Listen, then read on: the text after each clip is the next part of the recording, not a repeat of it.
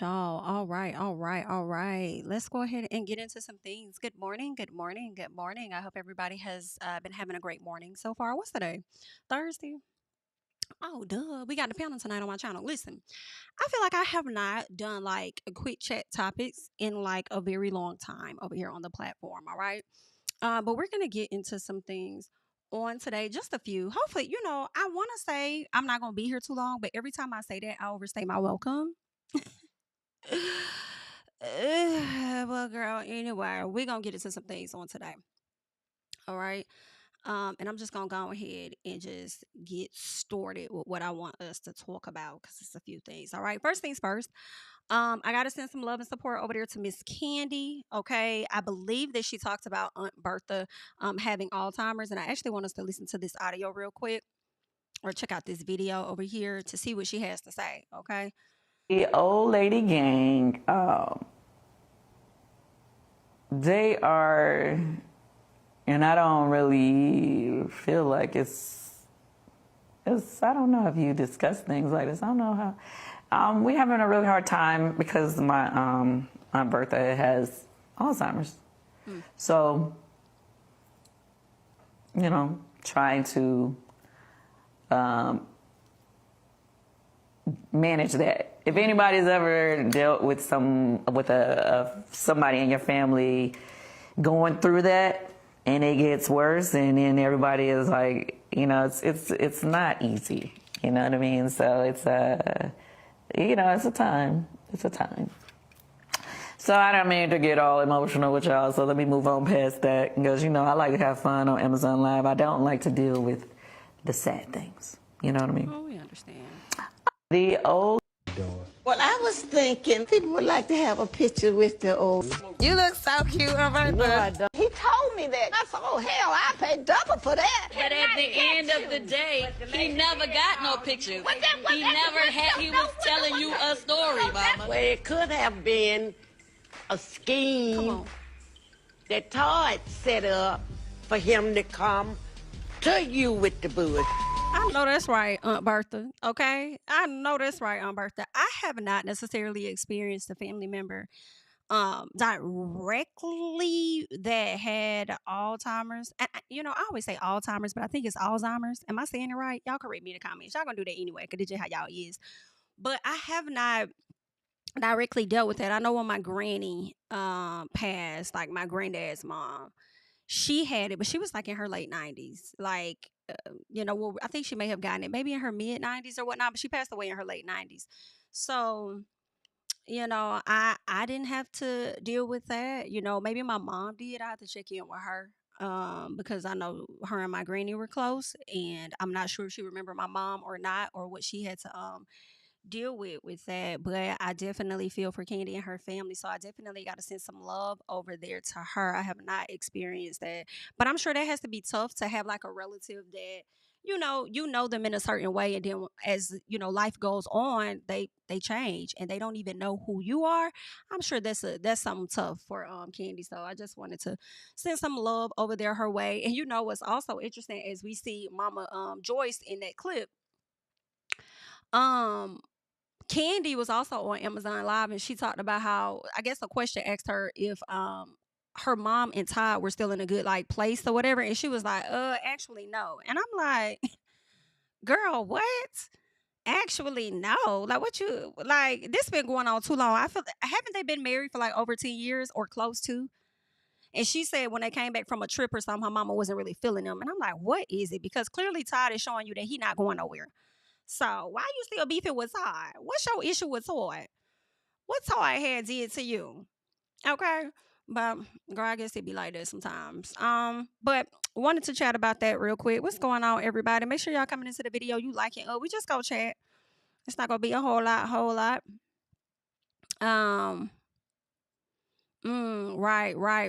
Right, Shan. Imagine being in a room with a whole bunch of people and everybody knows your name and you don't know who any of these people are. It has to be terrifying. Oh, yes. And I'm glad you said that because I feel like a lot of times, especially myself, I may look at it from the standpoint of the people that's not experiencing what that person is going through, right? So yeah, that's a good point.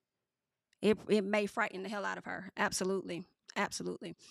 What else I want to get into? Because I got a few things over here, y'all. So let me just keep my screen up just a piece because we just gonna like go through stuff. I'm gonna get into the Christian Gold and the Jennifer Williams stuff because we are gonna talk about that girl.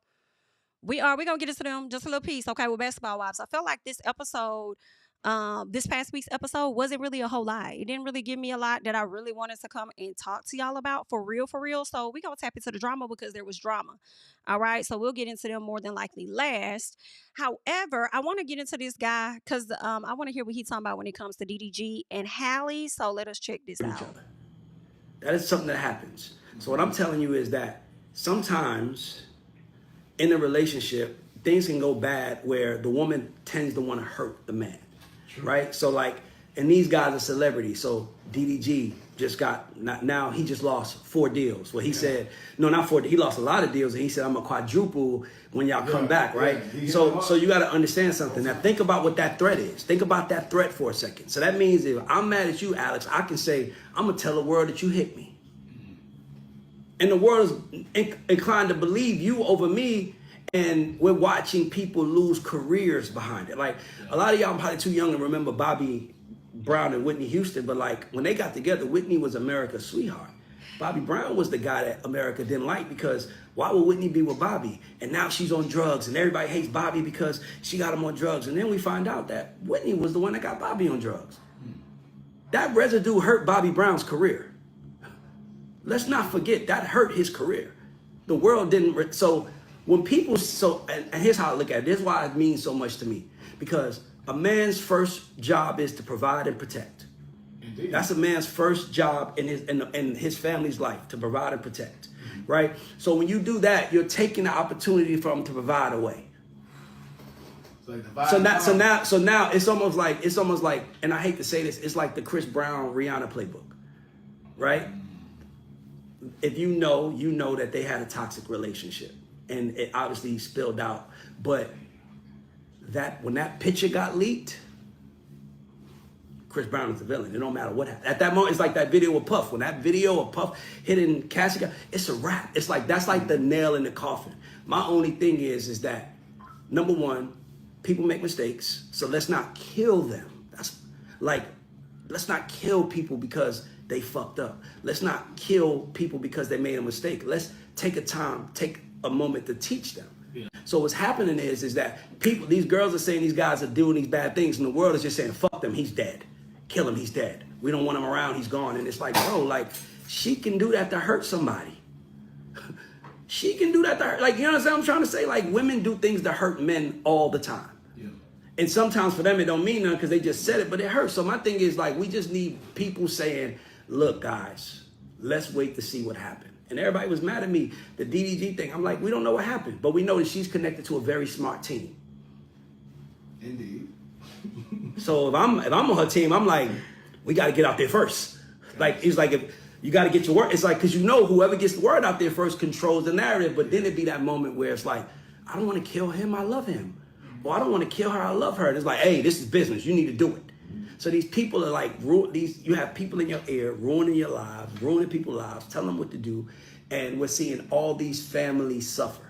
And I'm tired of it. So the DDG thing, the Tory Lanez thing. First of all, like Megan is walking around torn right now. So for somebody to do 10 years, for somebody to get scabbed on, like scraped on their foot from a bullet, like if that happened to me and you shot me, and I wouldn't want the person that shot me in jail for 10 years. For sure. Especially if it wasn't a mistake or if it was like an accident. I wouldn't want, especially even though I hate you, I'm like, I don't want that nigga in jail for 10 years.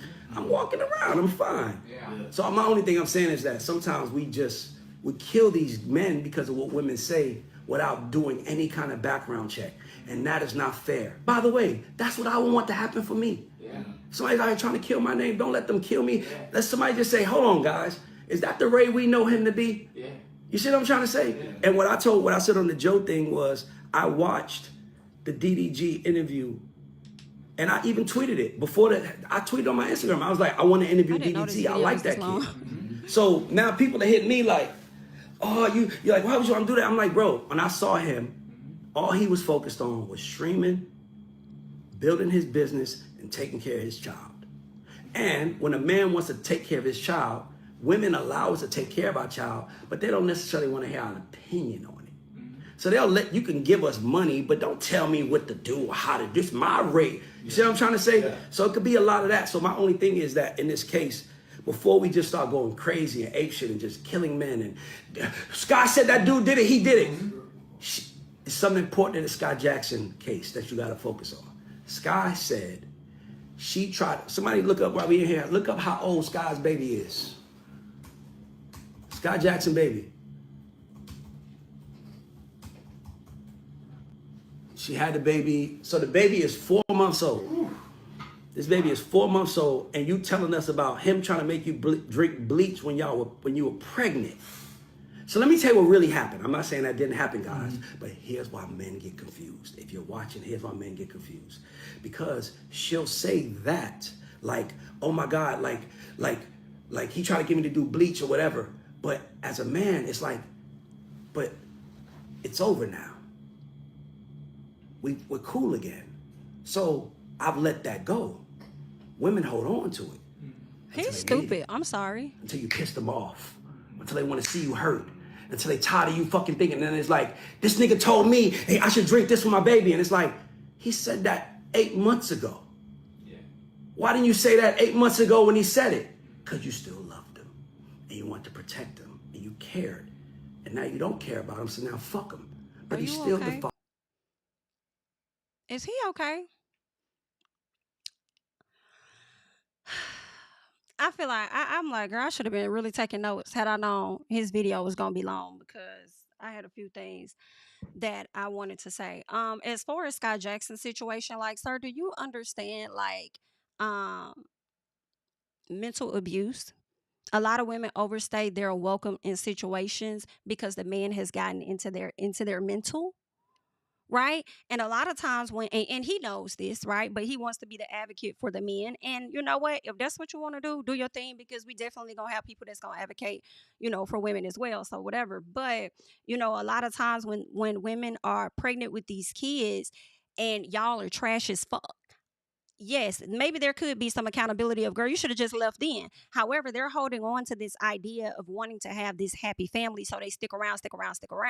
And then after that child comes, it's like something happens to where it's like, dang, it ain't just me no more. Like, the actions and what you're giving towards me, my child shouldn't have to witness this or be around this stuff. You know what I'm saying? I probably can handle me or not or whatever, but I can't do that with myself and this child. Like, I got to get the hell on. Right. So I just feel like whether it happened last year and here's the other thing, actually, because if y'all saw my video, all right, I don't know if a lot of you guys tuned into it or not, but I read those documents. And not only did she mention things from 2024, she mentioned things from 2025 as well that happened to her. Right. So she wanted to, when you're trying to prove your case and why you feel that you deserve a restraining order, you're going to list a lot of stuff that they have done. Right. So I don't understand that. I feel like him using Chris Brown, him using Bobby Brown, him trying to say that it ruins careers. I'm like, whose career are you talking about?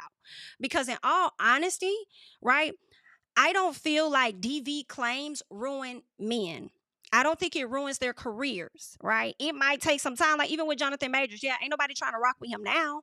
But in time, he's going to get his career back, right? Whereas we've seen people do worse than what Jonathan Majors did. And they out here thriving. So I don't think that it ruins careers. I think a man being outed as being gay, outed, exposed, whatever, when y'all are connected to being gay, when you're just being homophobic, is just speaking loud as hell, that is something that will really alter a man's career, but not so much as the harm that a man may do to another woman, and we'll get to Chris Brown in a second, because Chris out here thriving. People love Chris. It's just what it is, right? And some people try to separate the artist from the actions. I think that may be hard at times. Sometimes, even if you're a fan, you just got to acknowledge that this is what it is. This is the history, But I just feel like I did not like this. And for him to try to sit up here and discredit Hallie said she had video. Sir, did you read the documents? She has video proof of this. The same thing with Keke Palmer, but y'all tried to sit up there and play Keke Palmer out like Keke was the one in the wrong. Now, granted, it don't mean, and see, here's the other thing too for me.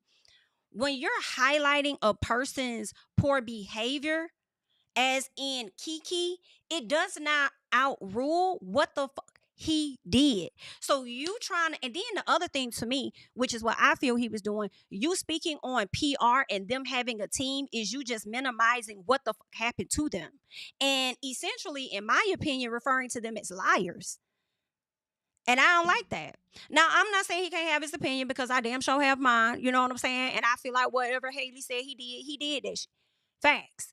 If you're willing to believe that he did it, cool. But she also gave some evidence. She also showed months ago in January when her tooth got chipped. She got online, said her tooth was chipped, but she never told nobody how her tooth got chipped until now, when she had to put it in court documents. And that's the other thing that people need to be very clear about. This woman did not come to social media like that baby daddy that she has, dragging him or saying anything about their situation. All of this came out from court documents. So why are you mad at her? Why are you mad at her for his tea coming out when she wasn't even the one to spray him? She just put it out there in the court docs. I am so confused. Whew, that's crazy. And then he talked, what did he say about the Tory situation? I won't want a man to spend 10 years and this and that. I understand y'all are going to be on y'all free Tory. And y'all do what you want to do. You know what I'm saying? Do it however you feel, right? You feel how you feel. However, what you also have to understand, Tory not only got that, not just, from the situation with Megan, but he was primarily, I think it was primarily because of that gun and him being a felon. And him having an item, him shooting an item, and then inflicting harm on somebody else, right? But he has a history already with that. I think that is why he got the 10. Those are my thoughts. In addition to that, they gave him opportunities to plead guilty and just move on about his business. And Tory was like, no, I'm not going to do that. And Megan also said that none of this would have happened if he would have, and we're going to talk about them again too, but none of this would have happened if he wasn't pretty much doing too damn much on social media, basically. Like, she wasn't even going to take it to the courts now until he started doing too damn much on social media. And I can see that, right? I can see that. Because he was down in the comments. Oh, Kelsey didn't do this. Kelsey didn't do that. I didn't do it. Somebody had. So are you trying to say the damn driver did? Did the driver do it? It was only 4 people in the vehicle. One got popped. What's going on? Right? So, I mean, what's happening? So, and then he dropped that album too. So when he dropped that album, she likely felt taunted. With all of that happening came a lot of hate. A lot of the fans got in the comments, started dragging her. And it's crazy because when you watch her documentary, I know she felt like a weight was lifted once he got that guilty verdict, but technically it wasn't. It really just amped up on her for real, for real. So yeah, I feel like part of that is on Tory. I think that Tory, could have had a better defense team potentially, right? That's just my opinion. Tory could have took the stand. I don't think that's something that defense lawyers typically like, for those people to take the stand, especially with his history. Probably wouldn't have worked out for him, but still, you could have at least got up there and said something, right? And he didn't. So, and then you had the opportunity, in my opinion, to push the narrative towards Kelsey if that's what you wanted to do. When a person is saying that when a person gets immunity, even though Kelsey has a different type of immunity, and I'm not sure which kind it is. However, oftentimes when people hear immunity, they also hear guilty, right? So she's guilty of something. So if you wanted to push the narrative in that direction, then I think that you should have did that before. Now he got everybody trying to fight to get him out. He's been doing that. Now I know people are upset about that, like, oh, he's trying to get out of the. And I think they may be more upset with the fans and the conversation around it than him trying to get out, because if he is able to fill out paperwork or whatever and able to get an appeal or whatever, even though a person is locked up, they still kind of have some rights too. So I mean, he could try all angles. If they afford him the opportunity, then why wouldn't he? And we could like it or not. Right? At the end of the day, it's going to be up to the judge. So, I mean, you could try, do what you want to do. But anywho, I guess we'll finish up this dummy. Father of your child. He still has to take care of your child. This man is on record talking about how much he loves his kid. And then I have to go back because this man sat up here and said, you know, a man's job is to protect and provide for who? Because a lot of men that are in girlfriend-boyfriend relationships, they don't see that as protect and provide with their girlfriends, but they be wanting wife actions. Okay, their expectations be on wifey level when it comes to the girlfriends, but they don't want to protect and provide. And you have husbands that will do that. Some of them don't want to do that either, right? Especially if you divorced, they gonna act like they gonna give true baby daddy, not gonna want to do nothing, all because of pride, ego, and wanting to see you fail, wanting to see you hurt because they hurt, right? But you would think that would be. And being at his age, he looks like he might be a little older than me, in his early 40s, early to mid 40s. And I'm kind of like, I mean, that's not too far from me, but I'm like, hey, bro, what y'all thought about at once upon a time, it ain't the same. That's not what it is. A lot of these is not trying to protect. They trying to be protected.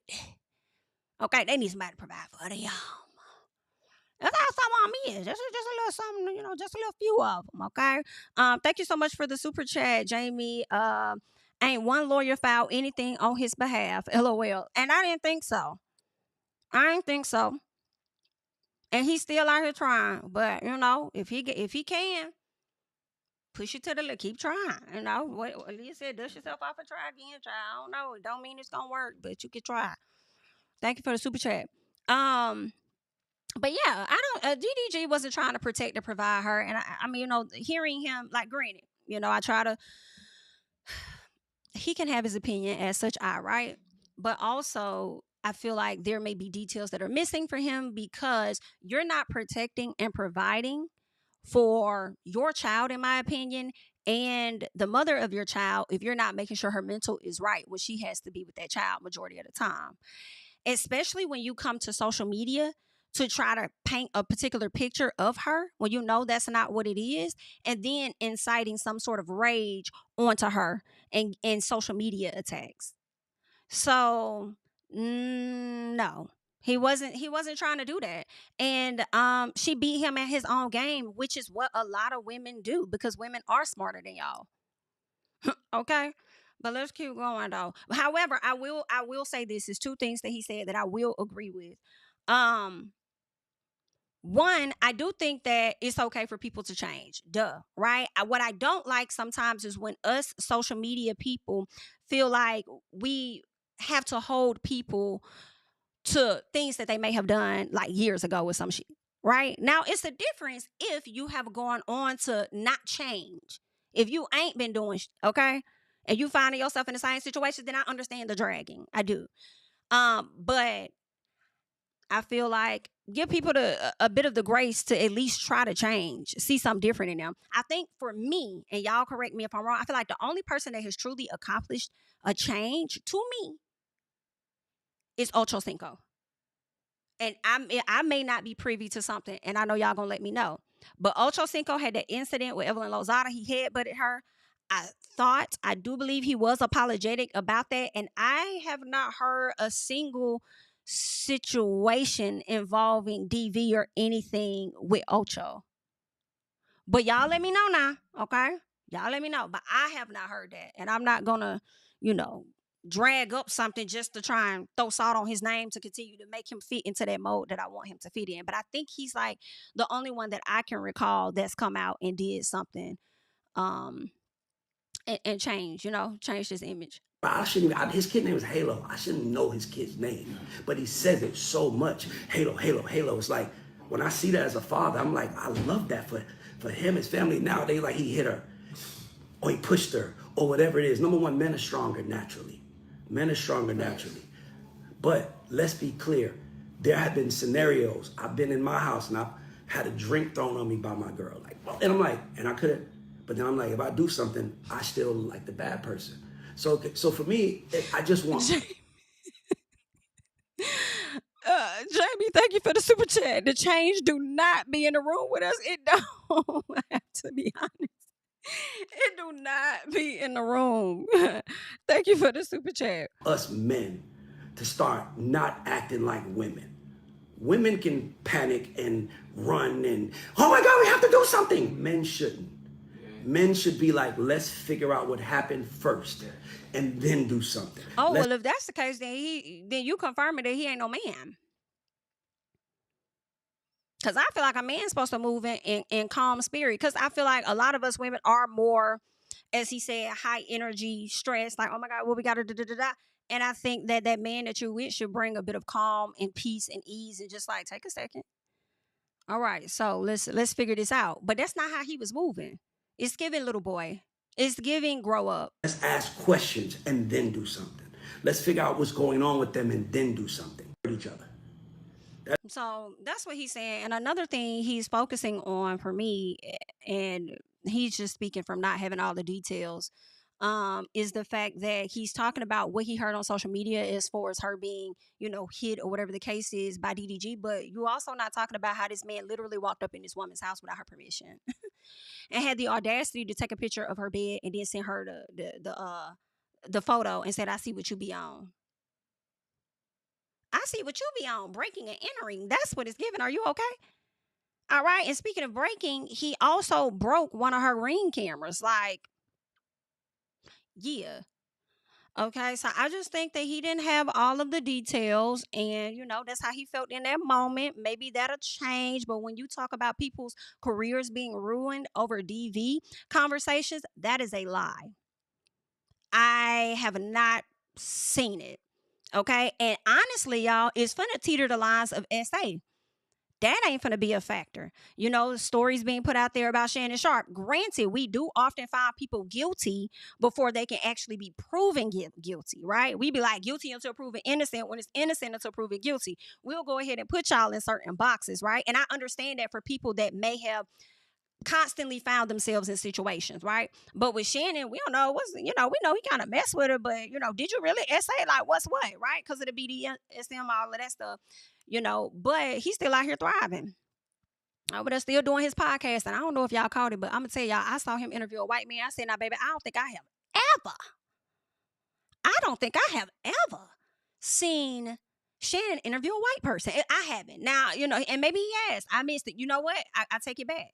And I don't even know if we should count him for real, but Gary Owens, I think the comedian, I saw him interview him. But that was around the time he was interviewing comedians. I think it was Gary. But this other white man who I do not know that says that he divorced his wife. She got access to all of his money. They were best friends before they got together and still best friends now. And this lady got a whole nother man. And she still got access to his whole account. Shannon sitting up there looking at this man like, huh? Are you sure? He said, yeah. He said, what if she come and take it all? He said, and that's fine.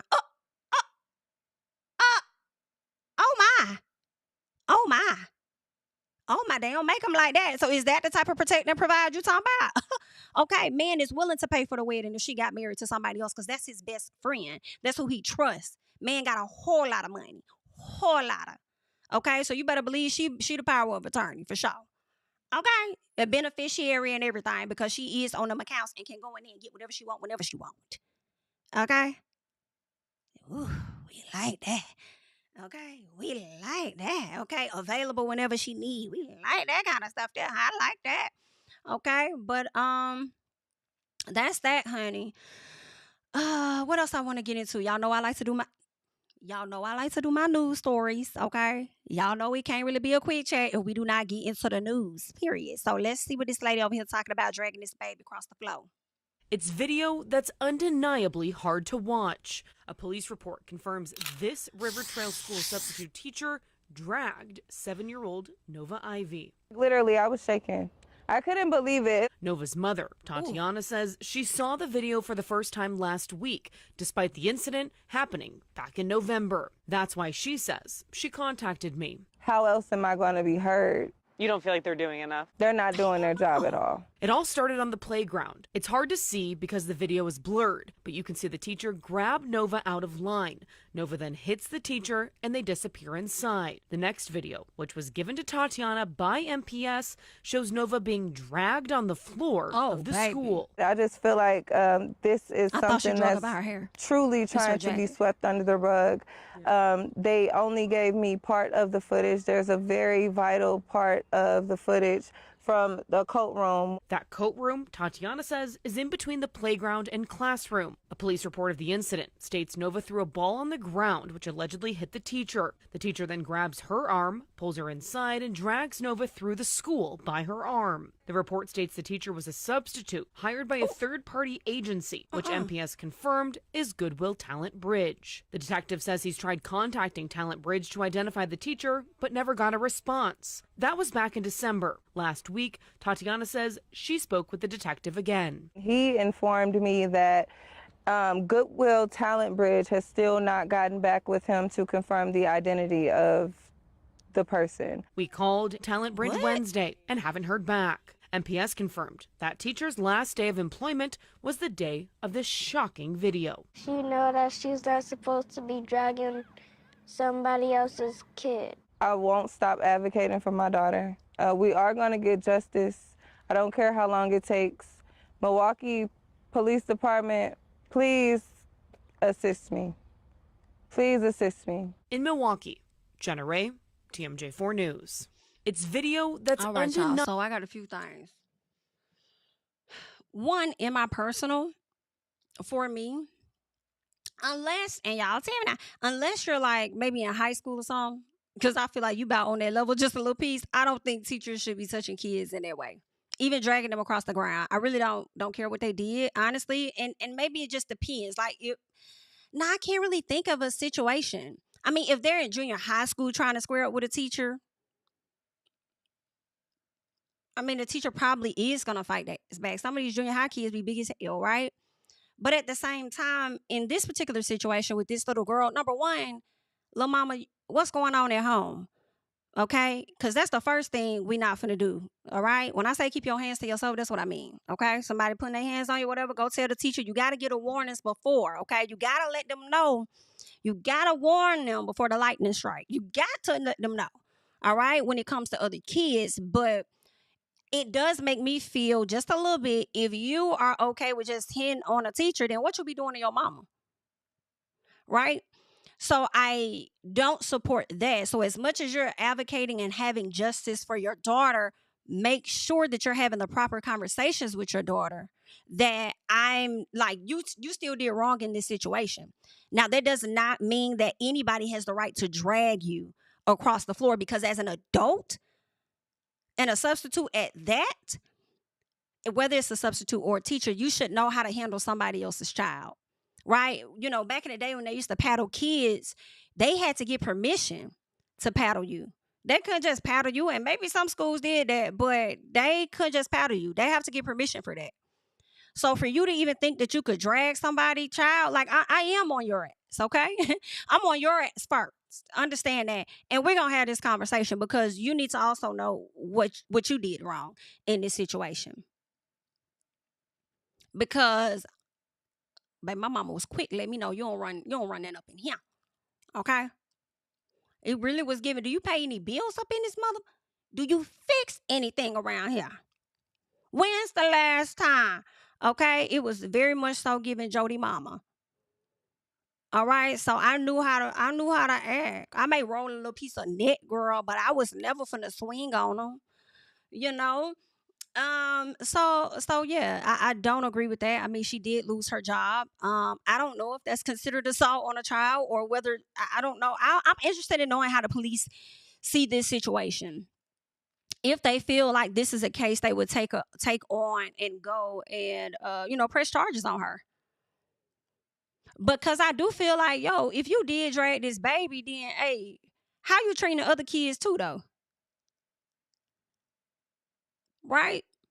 And if you can't handle her because she getting out of control, you couldn't call to the office and have them send somebody down. They used to stay doing that in school back in the day. Miss Peterson, can you send the guidance counselor down? Yes, I have a disruptive child in my classroom. Monte. Yes. Can you send? He'll be standing outside the door. Okay. So, child. Baby, I told y'all about that time. Now, when I was in junior high, I had thought I was a little piece of bad. I did snap on that substitute, though. I told y'all about that when she had spilled that coffee all over my teacher desk. And we all was like, ooh. She was like, shut up. I'm like, girl, I don't know who you talking to. My mama don't even talk to me like that. Like, okay, my mama will get in my ass, but she not gonna be like, no, shut up. Like, and even if she did, she the only one that can do it, ma'am. I'm sorry, okay? Okay, don't talk to me like that. All right. So we had an exchange of words, and she sent me to the office, baby. When my teacher got to the when my teacher got to the class, baby, when I tell you, you would have thought she was like, she wasn't like my grandmother's age, but I think she was like in between my grandma and my mama's age or whatever. But baby, the way she, listen, my teacher gave me that conversation, Miss Ann, that's what her name was. Tight lip. And you know when a parent talking to you tight lip, that means you better tighten up. You better sit, don't you ever come to this classroom and hit it to the set up here. Yo, baby. Oh, yeah, she got me. She got me. She got me. All right, I was gonna be about that life with her too, but I realized I had to see this hoe every day. Okay, girl, I was just, but we grow up. We grow up. You know what I'm saying? We grow up. All right. I ain't get in trouble though. I don't know where I went. After I went to the office, I don't know what happened. I think I just chilled around the office until my next period, and I went to my next class. Like, okay. Bitch. But anywho, honey, let's keep going. Y'all learn how to act up here in these classrooms. Okay, because let me tell you another thing they used to do back in the day that they may not do no more. They whoop your ass in the class. I was in 4th grade when this boy Jonathan got pulled to the front of the class and got that ass whacked. Okay, mama bit him right over the knee. Okay, understand. Lay straight. Okay, y'all know them little metal or whatever fold out chairs. The ones that be real cold if you got shorts on when you sit down. Yes, ma'am. Okay, she sat down, pulled them over there, and waka. She sure did. Yes, she did. I was shook. I said, girl, I can't believe this happened. Not in class. What's going on? Woo, honey. It made me feel like I don't ever want to mess up either. Oh, is my mama going to do that to me? What's happening? Crazy. All right. That was a lesson learned for Jonathan ass and the class, wasn't it? I can't. But anywho, child, let's keep going. Let's see what else they talking about over here. Pulling the plug on her own mother who was on life support. It happened at North Shore Medical Center in Northwest Miami-Dade. ABC6 reporter Amanda Placencia has more on what happened by the victim's hospital bedside. While police say that this nurse tried to take matters into her own hands to stop her mother's suffering, the act got her arrested. Juancette Green has been a licensed nurse in Florida for over 20 years, but now she's out of the hospital and in jail. The 54-year-old is accused of killing her own mother who was on life support. In this case, Ms. Green, you've been charged with felony of the first-degree manslaughter and aggravated elderly disabled adult. According to the arrest report, it all started on May 5th when Green's mother was admitted to North Shore Medical Center with shortness of breath. Her health quickly started to deteriorate, and she was eventually transferred to the ICU where she was intubated. Then last Friday, Green went to the hospital with her son and daughter. While in the room, she allegedly said, quote, "I'm pulling out," and then removed the intubation that was keeping her mother alive. An alarm went off and then medical teams rushed in to try to resuscitate the victim. Police say Green kept telling the staff to stop and that she wanted her mom to go in peace. Her mother died a short time later. Green left the hospital before police arrived but was later arrested at her home for the act. She appeared in front of a judge on Monday. Court finds probable cause in this case. A spokesperson for the Healthcare Systems of America says the nurse is not an employee at North Shore Medical Center. A previous version of the story named the wrong hospital group. Healthcare Systems of America says they are working with authorities during this investigation. Green remains in jail where she is being held without bond. She will appear in front of a judge again next Monday. A nurse is accused of pulling. Miss Green, what you got going on? Now listen, I know what she got going on, all right? That's her mama, right? Her mother was in pain. But ma'am, I'm glad I won't be on the jury because right out the gate of hearing this story, you guilty. Lock her up. Lock her up. I'm sorry. I have reason to feel like you just wanted to commit murder. That's just my personal, okay? Because if she's on life support, don't you or who gets to at least say, we're going to go ahead and take her off life support. I just felt like that could have been a conversation with the doctor, but you wanted to take it to your own hands and then you walked your ass into somebody else's hospital doing what it is you want to do. Now you walking down into somebody else's jail. Can't even go to the funeral unless you get a piece of bail. That's crazy. And then now that you done clapped your mama, whatever you thought you was finna get in insurance, it ain't coming. You ain't getting it. Use the problem. That's insane. I couldn't. I hear so many stories of people's family members being on life support and how they just want to keep them here forever. You know what I'm saying? Matter of fact, we're gonna get into one of those stories, right? And not that they really trying to keep this woman here forever, but I'm gonna bring that one up. Okay, so I think it's over here, so we'll go back up to it. But that, I mean, I'm just not used to hearing that. I'm used to people having to make the tough decision to have the plug pulled on their family. And for you to do that and then just casually walk your ass out and go home, ma'am, that might be a piece of premeditated murder, okay? And you walked in there with an intent and a goal in mind. I personally feel like you stayed there until you saw her flatline. And then you just slowly tiptoed right on out. You're going down, ma'am. And this is crazy at your big 54-year-old age. It is. And I kind of, it depends on how her defense team set it up, because it might be just like a real sympathy thing where, oh my God, she was just, in so much pain right along with her mom. And she decided to, go ahead and free her of her misery. How many people wouldn't want to, free their family members of their misery? And I'm sure a whole lot of them, but at the same time, there is a protocol. There is a process that's in place for that. And I think she should have took it that route, because now you're responsible for your mother's death. And I wouldn't even want that type of on my hands. You know what I'm saying? And then now you got to do jail time with it. Like, it's a bit disappointing to hear, honey. Okay? Very disappointing. But as we speak on that, let me go back up, because there was this story here in Georgia of this let me see. I don't think I saved it here. Hold on, y'all. I want to make sure that I save it. All right, let me refresh and see. Okay, yeah. So it's this mom who is brain dead, y'all. And I don't really know how to feel about this, because they are keeping her alive for her child to be born.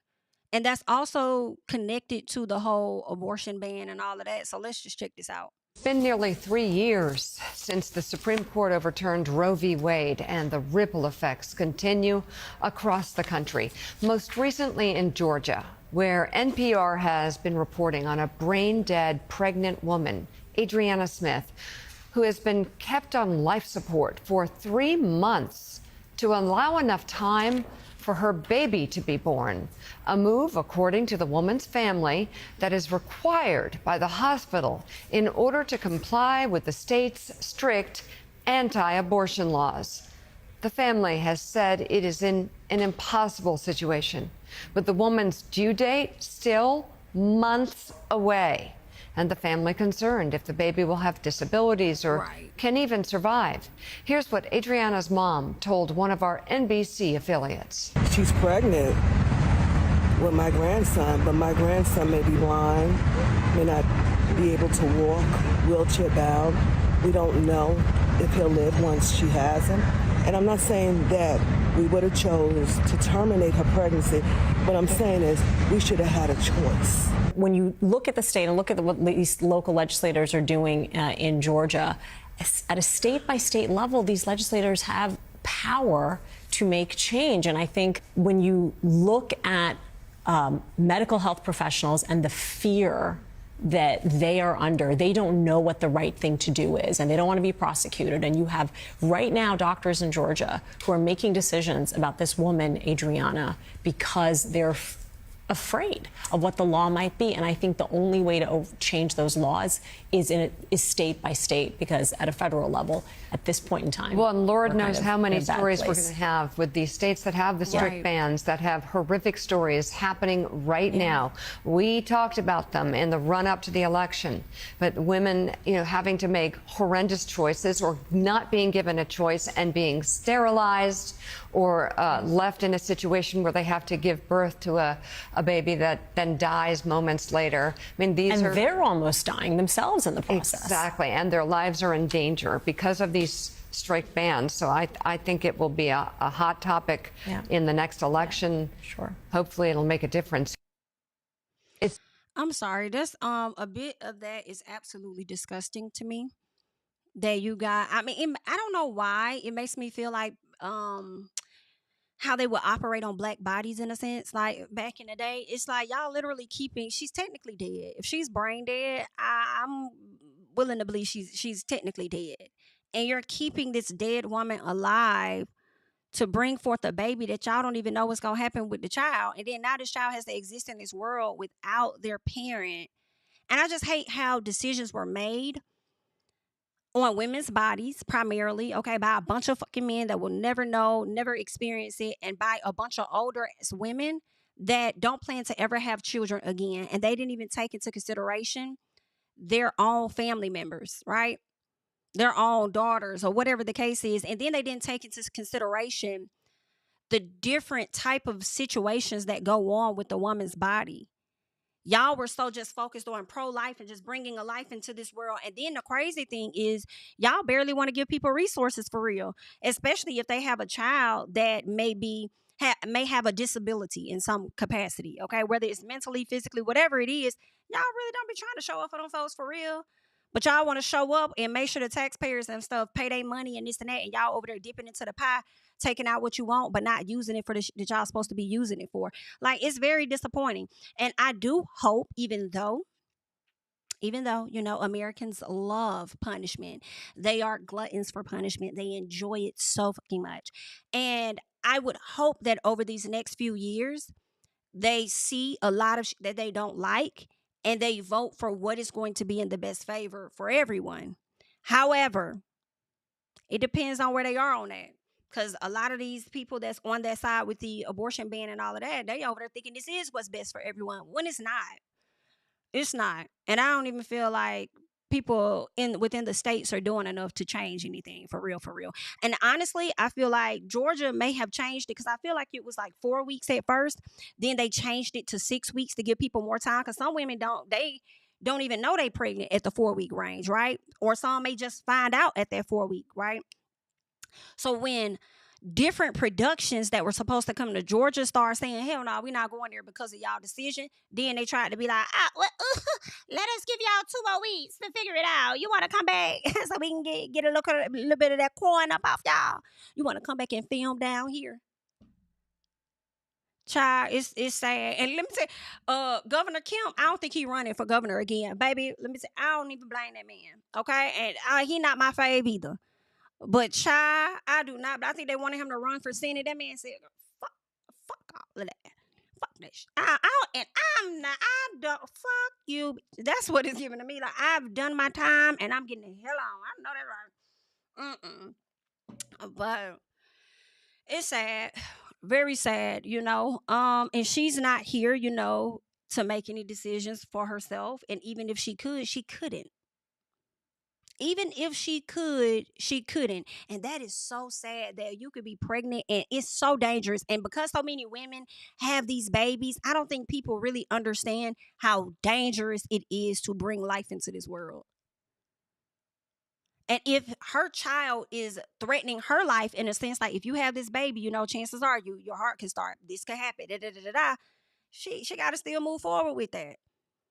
And then it's on the doctors, because they ain't really going to help the doctors either, but it's on y'all to figure out what's going to be best for her. What other procedures can you guys do to make sure that she's delivered, you know, the baby's delivered safely, and she's here too.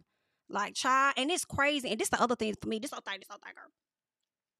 It's the fact that also a lot of these Senate people and the politicians and stuff, these folks make decisions, and that's not even their motherfucking field.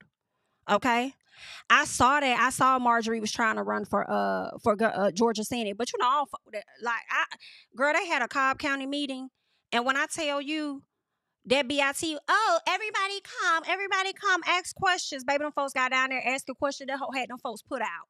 She just a fake ass woman, just fake. Okay, just fake as hell. But you know, back to the politicians. They sit up there and you don't even work in the medical field like that at all, Bookie do. Like, you don't even work in that field. You do not have to wake up. First of all, you didn't study like that. You didn't have to wake up and go to sleep to figuring out the best care for your patients and whatever else. And y'all got to make the decision. I feel like they should have seeked out the top doctors in each state, potentially, maybe in Georgia, and get some advice on how they should handle the quote unquote abortion ban thing. So they could have got additional insight. But, you know, people like to make decisions, make laws and all of that without consulting people that actually operate in that space on a day-to-day basis, and literally has made it so much of their life, right? Paid for this, got debt for this. It's crazy how this works. Somebody asked, girl, do you hear what I say? Do you hear me? Do you hear me? Who is paying the medical bill? That's insane. Who's paying that? They better not bill it to her mama. They better not bill it to her mama. Okay? And let me tell you, whoever signed off on the paperwork that says you're the person in charge or whatever the case is, baby, they probably gonna get your name, your address, and start sending the bill over there to you. So I don't know who's listed as that point of contact or whatever the case is, whatever document they sign, but it's probably going to go to them. And the moment that it will come to me, bankruptcy, think it's a game. Nope, because I never, and matter of fact, let me sue y'all for pain and suffering and then turning around and sending me a bill. Okay? And then y'all putting this woman in a compromising position, because my thing is if the baby does come out with any physical disability, is the daddy even going to want the child? Or is the child going to be left for the grandmother to be the one to have to take care of this child? I feel like that is so unfair to a host of people. And let's be very clear, folks are not out here adopting disabled kids. Okay, the most you're going to get past them is autism. Or on the spectrum, as some would say. So that's just so unfair. That's unfair. That's unfair. And I feel like people need to get sued, period. Yeah, so that's that. Those are my thoughts on that. Is there anything else we have with the oh, this lady, what you talking about over here? Exclusive. A mother is outraged after she says a middle school teacher used corporal punishment on her daughter. This incident allegedly happened at Sousa Middle School in the district. Melanie This Morning is live in Northwest D.C. with the story. Morning, Mel. Hey, good morning. So Sousa's principal confirmed that the investigation is happening in a letter that was sent out to the school community, to school parents. And we should be clear that these are just allegations at this point. The 14-year-old 8th grader said she was washing her hands after a science project. It was 3:15 Tuesday. The bell rang. Then the teacher allegedly swatted her bottom with a 3-foot yardstick to move her along. The student reported it to the school counselor. DCPS is investigating this as an act of corporal punishment. Now, her mother tells Fox 5 there have been other allegations of inappropriate conduct by the teacher, and she's very upset. Devastated, hurt, furious, and kind of scared. I wanted to press charges, for one, and get a report so I can have something done and justice done for what he's doing to these children in the school.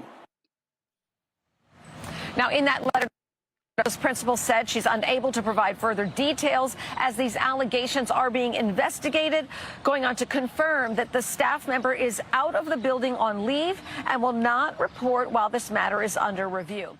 We want to get to my thing is, one, how hard did he hit her? Oops.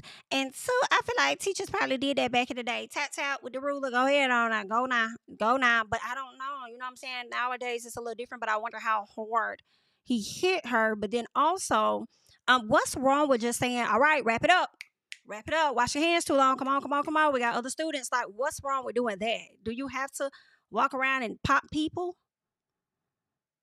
Okay. And then you got other stories about this person and their actions as a teacher. But it wasn't until this mama decided to, you know, make it a bigger deal that y'all decided to put the person on leave. Woo, honey. Y'all be letting the teachers sometimes get away with too much like some of these kids do. I don't know what y'all need in the school system. I don't know. I don't know what y'all need. But, yeah, you definitely got to be careful nowadays. But good luck. Good luck to the people. Okay, let's keep going. Y'all, this was crazy. This was crazy. OnlyFans star reportedly hospitalized after sleeping with 583 men in 6 hours. Ma'am, what you on, baby? Any night. What is you on, love? Is there audio to this one? Oh, I've been bleeding a lot since the challenge. What? You did a challenge? OnlyFans star Annie Knight's on a road to recovery after having sex with nearly 600 men in just lying. 6 hours. I don't believe it. The 28-year-old detailed her experience in a new interview with Us Weekly published May 21st, revealing she was hospitalized. I'm not doing very well. I've been bleeding a lot since the challenge. After the May 18th event, Annie shared the news with her over 200,000 Instagram followers, posting this video of herself in the ER, joking in her caption, "Being hospitalized after taking 583 men in a day was not on my 2025 bingo card." The Australian model, who shared she also suffers from endometriosis, at first worried her bleeding stemmed from her medical condition. In the aftermath, Annie said, "I'll definitely survive, but it is quite painful and unpleasant at the moment." Before ending up in the hospital, Annie previously praised the event in a separate interview with Us Weekly, celebrating the 2,000 candidates who registered beforehand, saying she was absolutely stoked by the turnout. Annie. Was not on my 2020. This is what I want to see right here, Annie. Annie, baby, you a liar. I don't believe you, Annie. I'm sorry. Why when I see these, and I could be wrong, y'all, I be thinking it's supposed to be in one of these veins up here, right? But she don't got it up there, right?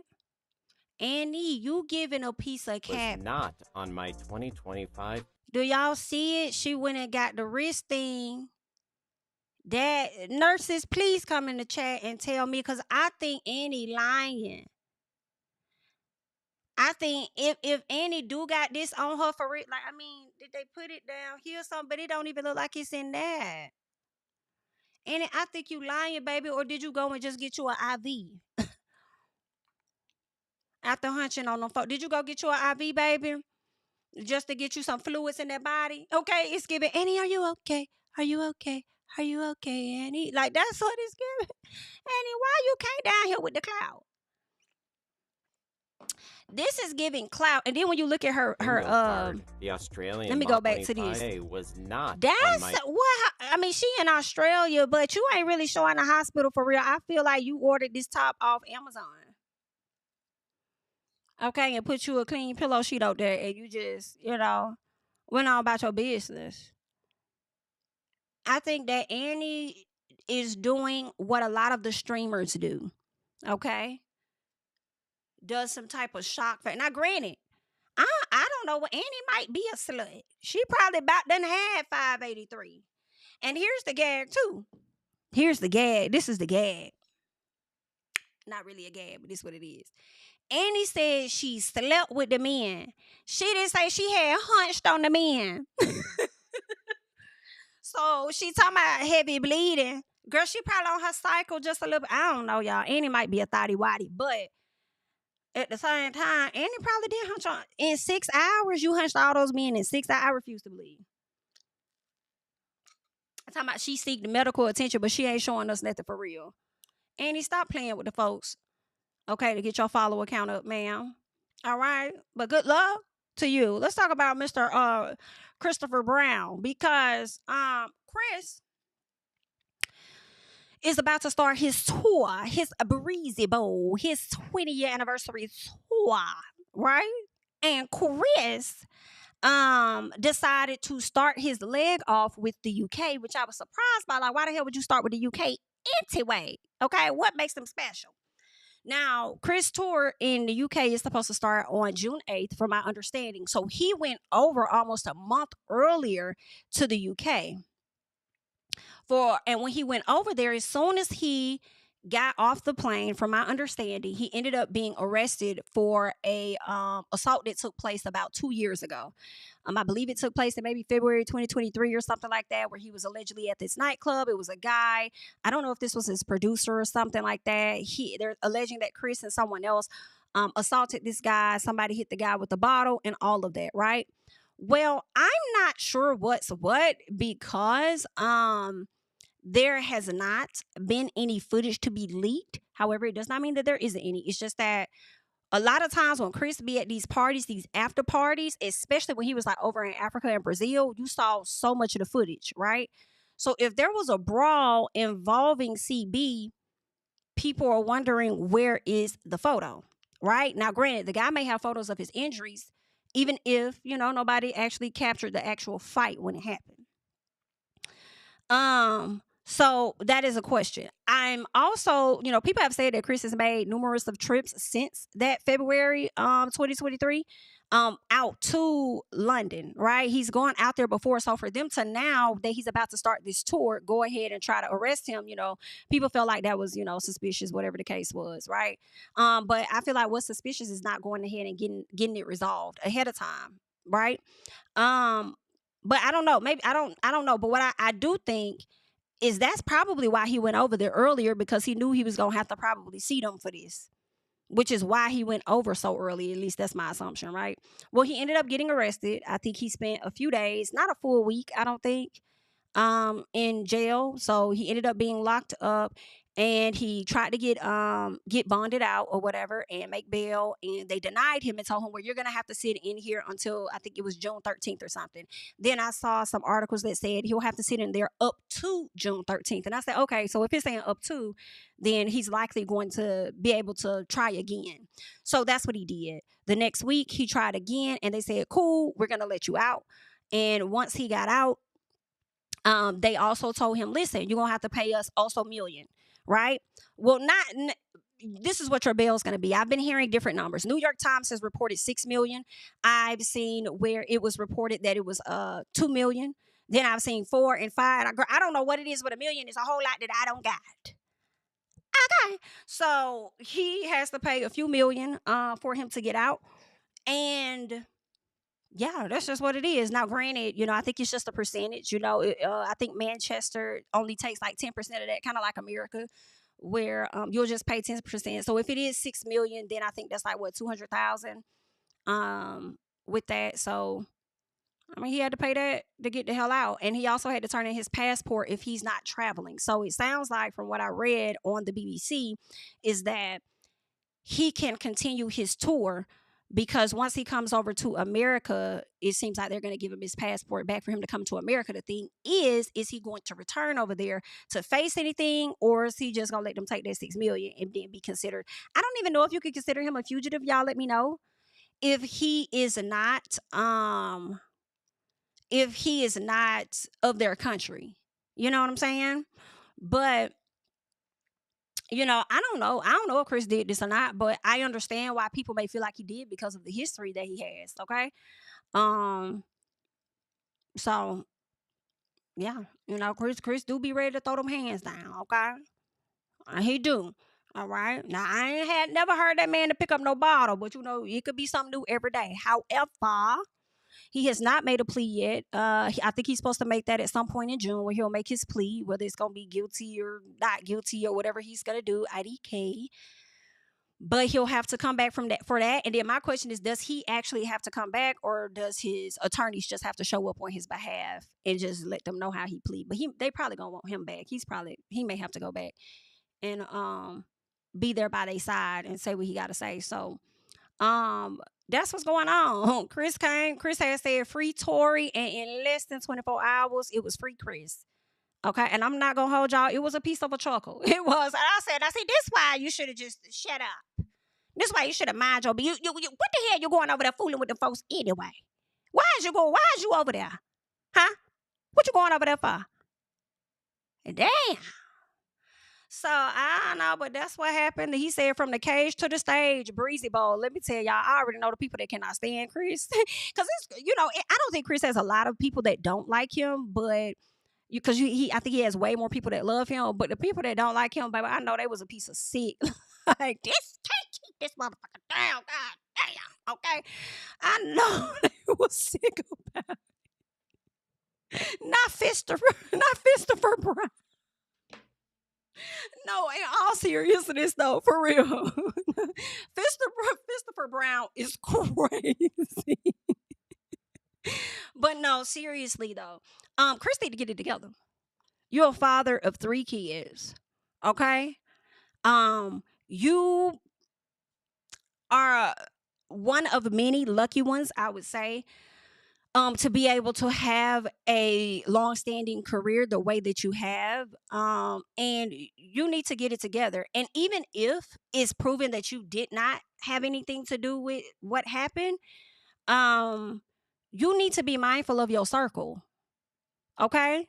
Stop walking around the way that you have. Don't act like you untouchable, okay? All right. And I understand. Sometimes I do feel like artists may be tried. Okay. Some people don't like y'all. Some people gonna try. They're gonna test that gangster. All right. They're gonna see what you talk. Is you really about that? Is you really what the people be saying you is all on the blogs and stuff like that? I'm gonna test you. Okay. So I don't know. But I want you to get it together. Okay. Cause I know your fans be like, God damn it, I'm so tired of man. Now I gotta get down here in these comments and get up. Okay? You gotta get down there and start throwing them hands on them people. Okay, they be dragging him. All right. So I know I'm like, you stressing your fans out too.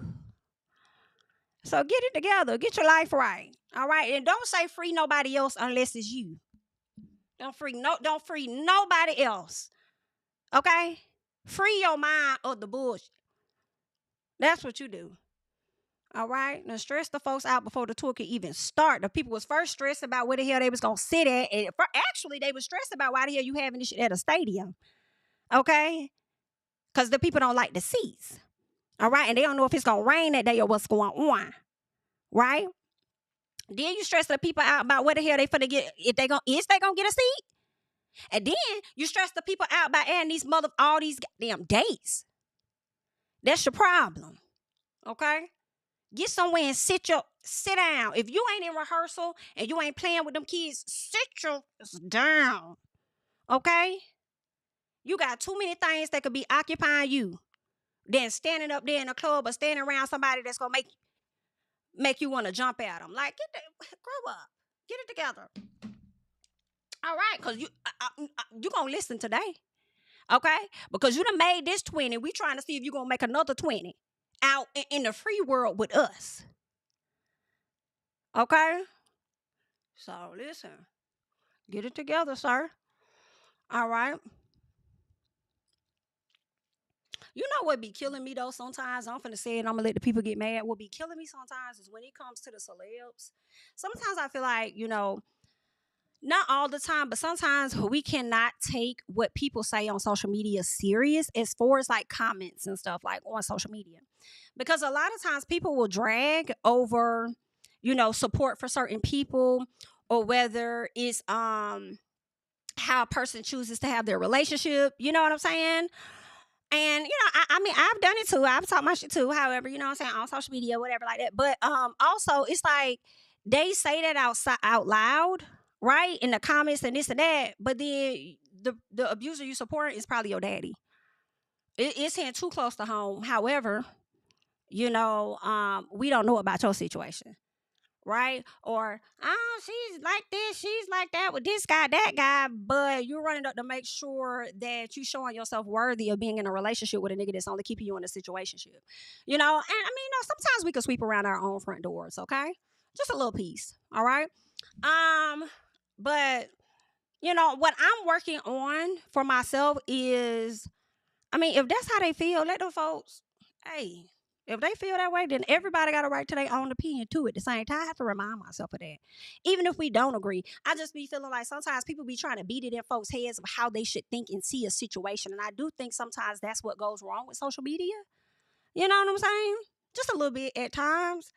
But, I try to be a little fair and just be like, everybody, they got a right to feel and think how they want to feel about situations. And that's okay.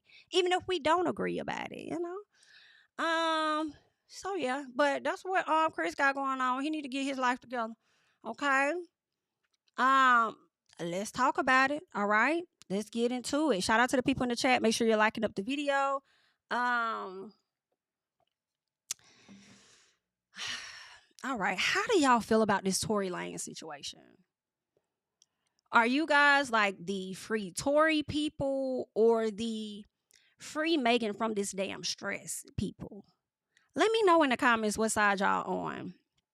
Right? But like Tory, let's just get okay. So first of all, they've been talking about they have this new evidence. And I really don't even know what evidence they talking about.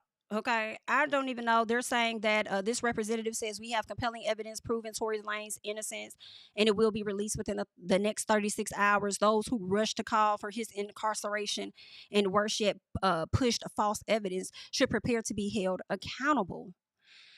Is it bad that I'm not taking none of that shit serious? If Tory had the Innocence Project on his side, then I'd be like, whoa, shit, what the hell happened? Right? Because the Innocence Project has been great with getting people, getting convictions overturned or whatever the case is, right? Because they really found some stuff. But when I see this, I'm like, girl, don't nobody give a damn that you're a congresswoman. Okay? Like, and what did you find? I mean, did you file what you found, or did y'all just come to us first? What is it? Right? So Miss Megan put up a post, right? She actually, you know what? Before we get to that, I want to get to the congresswoman first. Let's hear what she had to say here. On Tory Lanez, have you seen this evidence firsthand that you've spoken about? I actually saw a new affidavit, and there's going to be. So there, I was made aware of some ring footage, so video footage, and actually just talked to one of his attorneys, and so that will likely be released in the next, well, whenever they decide to release it, next couple days. So does the attorney have that footage right now? Yeah, they have actually a lot of evidence. I'm surprised that, you know, a lot of people, some of it were like, oh, well, that's not new news, but some people were completely unaware too, specifically on the number, you know, the DNA, specifically for the gun, 0.01%. That means that it's literally not him. They also didn't test people, but yeah, so that stuff will all be released, I think, in the coming days. So, and have you spoken with Governor Newsom or anyone else about this? I actually have a call into his office, and so we're working on scheduling a time.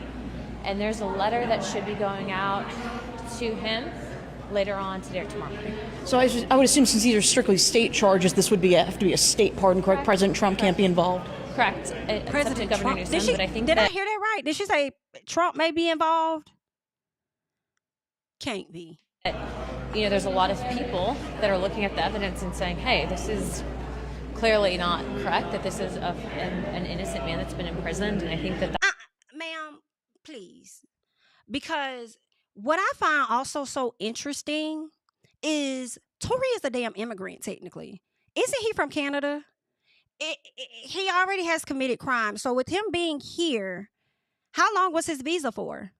Because he's locked up here in America. So once he's done, like, I mean, doesn't he go back to Canada?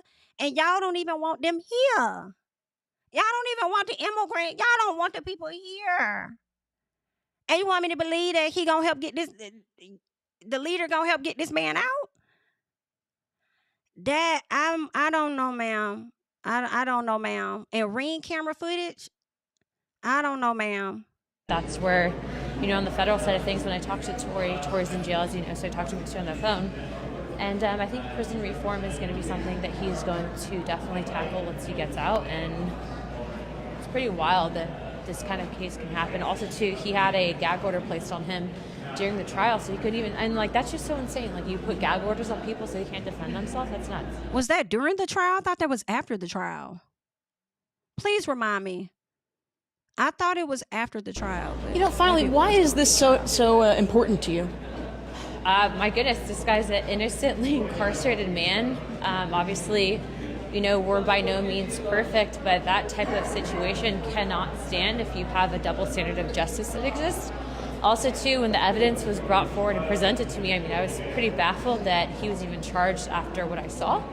And so specifically, you know, you're talking about someone who's basically been smeared and dragged publicly, saying and alleging that he shot someone on foot. By the way, did you know that the ballistics evidence says otherwise, and that there's no bullet fragments? They can't locate those alleged bullet fragments. I mean, how do you even have a conviction on that? It's really crazy. So Thanks, Congresswoman. Appreciate it. Ma'am, I don't know. I just need to see more then. If that's what y'all are saying, it's really giving change my mind. Change my mind. Change my mind. Change my mind. That's all I can say. So Megan has been getting some hate. And Megan says, at what point are y'all going to stop making me have to relive being shot by Tory? At what point are Tory and y'all fans going to stop lying? Like, how much is the check to keep harassing me? Why is this happening every day? 1 minute him and y'all said I was never shot. Now y'all letting him play in y'all face again and say I was shot, but it wasn't him. Oh, okay. I'm sick of this. SHI, she says, leave me the fuck alone. He ain't dare get on that stand and deny he shot me. And that was his choice because he knows he did that shit. I don't give a fuck about a blog or a bot. Why would me, Megan Thee Stallion, have to lie on this mother about shooting me? How y'all mad at the person that got shot? Facts are facts. He did it. It was proven in court. Fuck the what she says, the something. She says, fuck the hate campaign on the internet. Tory, you shot me. Ain't no new fucking evidence. Y'all been saying the same SHI for years. Tory, please leave me alone. You a fucking demon. I'm off this silly internet. Bye. All right. So that is what Megan had to say. Well, Azalea wanted to get her 2 cents in. And she says, since Tory is in a jail hospital, probably knocked out on a sedative and pain meds trying to heal, when did he say anything? He hasn't even told his fans he is okay. The public doesn't have proof the man is still alive. No photos, no word from the family. Girl, is that devils in your head making you spaz like this? If I were you, I would calm down. You're making the block hot. Shh. Well, I feel like it's kind of difficult for her to calm down if she has a recollection of what happened, and from her, she was shot, and now she's being harassed about it. Like, you don't even calm down on a regular basis in general in life. You come to us every month, every other week with some tweets dragging people, right? And you telling her to calm down? But then, I do feel like oftentimes it's easier for us to tell somebody what they need to do when we ain't in the situation. Right? She says, okay, yeah, so that's where she said it again. They have some compelling evidence. Like, I don't know. It's giving, girl, you're going to have to prove me some. Okay? Prove me some. That's going to be crazy. I'm thinking about if he were to, like, get out and stuff. Child. That's gonna be crazy. The hospital say the bullet fragments and the photos. Them, huh?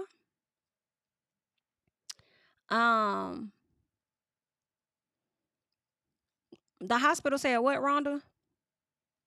Leave it again. There's no evidence that was 2 weeks and no info. Child. I don't know, y'all. I mean, I just feel like she said she saw him do it. The witness that got on the stand said it. Kelsey texted somebody that night and said it. She went over there and talked to the prosecutor or whatnot and said that he did it. Right? But I mean, I don't know. And then we take it to the court of law and you're found guilty. Oh, okay, got you. Okay, the hospital took pics of it. Got you. Right. So, I mean, they're going to have to prove the people wrong if that's the case. Y'all saying y'all got this evidence, then is y'all going to leak it like y'all been leaking the Diddy stuff? And then I guess we shall see. But I got a feeling that we're going to see. And I don't mind being proven wrong. But I will say this. I feel like whatever evidence y'all going to release, I don't think that it's going to be in his favor. I don't. I really can feel people looking at this like, girl, what the hell is this? This ain't telling us. All it's telling us is what we already thought and knew. He did it. But, I mean, we want y'all. Go on, release it. Go on, drop it. Go on, drop it. Okay? So, there's that, honey. Did y'all see that Glorilla put up a post? It was a post talking about, like, friends and stuff like that. Like, not so much as friend, but I'm glad that I'm, like, a good person with a good heart, good intentions, or whatever the case was. And it had a Tory Lanez song attached to it. She reposted it said that she didn't know that it had a Tory Lanez song on there. Now, some part of me is like, yeah, that can happen, that you don't know and you post it, right? But then at the same time, it's like, I don't know, you about did know.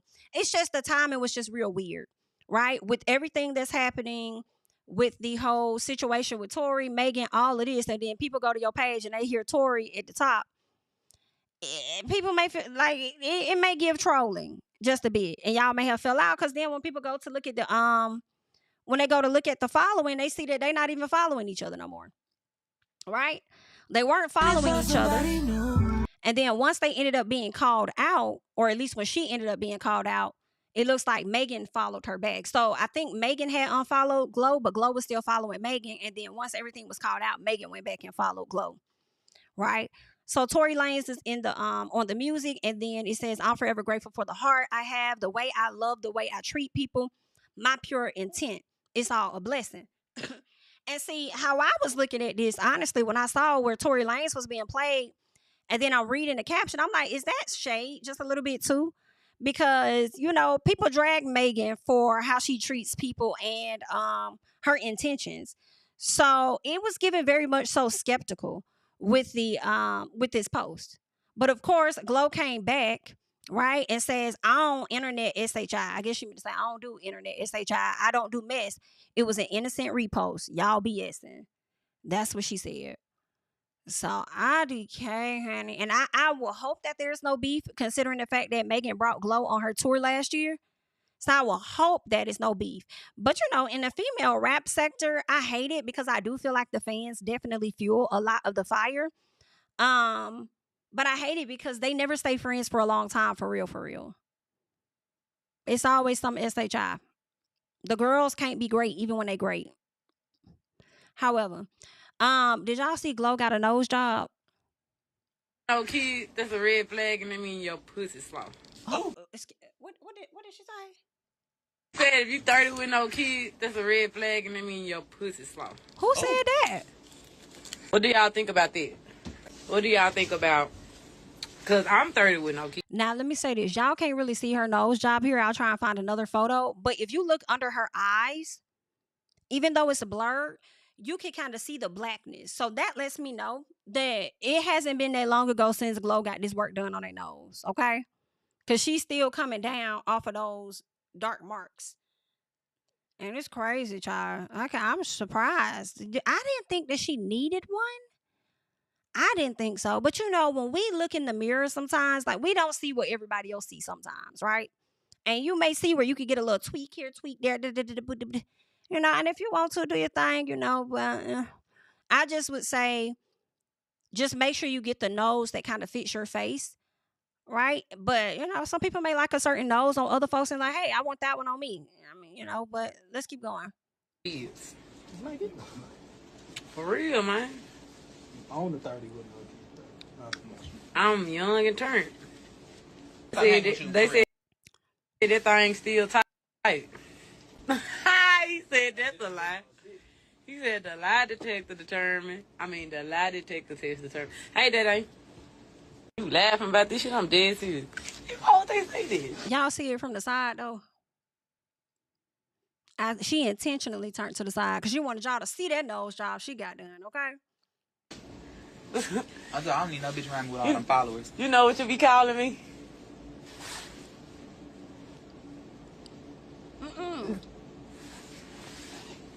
Not you on live trying to have secrets. I'm trying to find this other photo of her.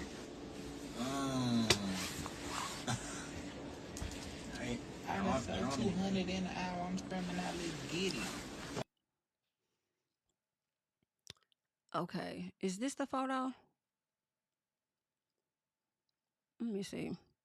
No, I think this is just a before and after. No, I wanted the photo where you can see under her nose. Under her nose is crazy. And I do not have the photo. I hate that. But under her nose is crazy, like how it looks under from the, you know, looking up at her, because those were the photos that I saw yesterday. And I'm just like, it's giving a little too pinched a bit. But we shall see. You know, it's something that may not look that bad because based on how her eyes are, you could tell she's still in her healing phase. So I would think give her a few more months and we'll see what her nose actually looks like. And it might fit her face. You know, it may not be as bad as what we thinking. Who knows, right? But that's that. Lastly, let us go ahead and get into this Christian stuff. All right. So we're gonna tap into Jennifer Williams, all right, of Basketball Wives. All right. Y'all know that Jennifer Williams has been dating this guy that she's now married to, Christian Gold, who dabbles in stock trading or something like that. He has been accused of being a scammer because he has not returned people their money or whatever, or just took people money, ran off with it, whatever their excuse was. She's on Basketball Wives this season, and there's been a lot of conversation about Christian and his money and this and that. Evelyn Lozada has been on Jennifer's head for some reason. Like, she's just doing too much when it comes to Evelyn. I know some people go up for her, and I know we may not all agree with Jen's decision, but I just always feel like when you have friends, you cannot beat it in their heads on what it is they should do. Okay? You can't. That should stress you out and it'll piss you off, which is why Evelyn is pissed off now. Okay. You cannot beat that you can't. Okay. You could just express to her how you feeling, and clearly she wants to be with this man. Let her be with him. Right. So then what ended up happening was Jennifer ran into Evelyn's ex, the man that Evelyn act like she wanted to be with from Queen's Court. Yeah. She bumped into him at a restaurant with his fiance. And so she made a post of just him saying, oh, it's crazy how the universe works. I bumped into you, whatever. And that's it. Right. And this how you know Evelyn stay watching Jen, child. So Evelyn came back and just started dragging her, saying her breath was stank, talking about why you dragging my ex into this and this and that. And I'm like, girl, she really just posted a picture. You the one that's crashing out. Then she talks about, oh, you want to talk about exes and stuff like that? Let's talk about this ex. Let's talk about your ex's ex and how he needs to pay child support and take care of them kids and this, that, and the other. You a scammer just like him. And she just going off on Jen. Whole time, Jen not really saying nothing. So it definitely made Evelyn look crazy with her crash out, right? Well, not only did Evelyn go and get Carl, her son's cousin, to confirm that she got money from Christian and Christian hasn't given her a refund yet. Well, they're believing that she also encouraged Christian's baby mama to come to the front to have some things to say about him. And we're going to get into it because hold on tight. Okay. Let's get to it. My issue with people is that you think that you can go into somebody's house, build a relationship, get close to those people, and then walk the fuck out and throw a grenade in that bitch and light it on fire, and then you turn around and look back like you did nothing. You take no responsibility for what you've done to cause chaos in people's lives. That's my issue that I have. Because if we really want to talk about it, we have receipts, text messages, conversations showing where you have disrupted the peace in people's homes. That's why you owe people money. You owe your own children money. You owe your own children so much back pay because you don't take responsibility for what you're supposed to do as a father, as a businessman. That's why we're speaking up. So y'all can give zero fucks all you want. My issue. So get ready. Because yes, I am mama. I am taking care of these babies. And guess what? I want you to live your best life. Do what you want to do. Travel, see the world, live your best life. But stop causing chaos in other people's lives and not taking responsibility for what you have to do to fix it. Fix it. Stop not paying people back. Stop ignoring the fact that you owe child support. Stop pretending like, oh, life is so grand and we're rich and we have all this money and we're just living our best lives and we don't care what we're doing to everybody else. We're just la la la la, just fuck everybody. We're living our best life. Okay, keep living your best life, but guess what? We're coming for you. We're coming for you because you still owe money. You still need to take responsibility, and if you don't want to do it, we're going to make you. All right, y'all. We'll get into a bit of this. I'm going to speed it up, but I feel like it's the second video I want to more so get into. So we're going to start with a few minutes of this one, and then we'll switch to the next one. And I do have it on a faster speed, but it's on his IG. Can you hear me? That's all I cared about, was just being home, running my business, and making sure my kids were taken care of. That got toxic to the point where I wasn't going to bring this up, but I was actually physically abused, and I could have pressed charges. I could have pressed. See, this is the thing that men don't come out and talk about. We're told to shut the fuck up, right, and not talk about it. But I was actually physically abused, which I actually have on video, right, because I wanted to. Because here's the thing about domestic disputes, whether it's the male or the female. Typically, if the male is causing some type of force or inflicting any type of physical suffering or injury on a woman or a female, the cops get called. No matter if you have bruises, marks, whatever, the man gets locked up. He gets put into custody. I could have been that person and said, you know what, this is physical assault. I could call the police and get you locked up. But no, I didn't do that because at the end of the day, I don't wish it on anybody. And number two, I would not do that to the mother of my kids. So what I did was I said, you know what? I'm going to leave. It took everything in me. I'm going to be completely transparent. It took everything in me not to go off. But I said, you know what? I'm going to leave. And even before that transpired, we were already in a place of like, this is just not going to work out. Yes, we can coexist. We can stay in the same place, whatever. But I'm going to be in and out. You do you. I'm going to make sure I come back and spend time with my children. At that time, they were super, super young. My daughter was only 2 months old when this situation occurred. My son was 1 year old, right? So I'm at the point where I'm just like, you know what? I'm going to do my thing. I'm going to leave, whatever. Come in and out, come in and out. And that resulted in me moving on, right? Things get toxic, but guess what? People move on. It doesn't mean that you hold me by a carrot or you hold me by a string and say, okay, since you wanted to leave, because on the video that surfaced online just a few minutes ago, it said that I got up and I just left. That's actually not the truth. I never just got up and left. Actually, I tried to work it out. I tried to work things out because I never wanted my children to have a broken household. No one wants that, right? But I'm not the only person on this live going through this. There's other fathers. There's also mothers too. This is not just a one-sided thing where it's, oh, woe is me. I don't come out and talk about this. I never do. I don't even go live. I barely even talk on my Instagram, right? But this is time where I have to break silence because I'm sick and tired of these stupid-ass blogs coming up with these narratives, right? And making the thing one-sided, right? So I said, okay, I'm not going to be labeled as a deadbeat because I'm not. Did my children receive support financially? Most definitely. Was her rent paid? Most definitely. Were her bills paid? Most definitely. Because I have documentation, I have receipts as well. Have they spent time over here with me and Jennifer? Most definitely. Has Jennifer ever got to communicate with them? Most definitely. So the biggest thing for me is you go online, you bring social media into this. When all in all, at the end of the day, everyone has their own problems anyway. Social media does not care about what you have going on in your household. At all. They're going to comment, they're going to give their opinion, and then guess what? You're still going to have to deal with it.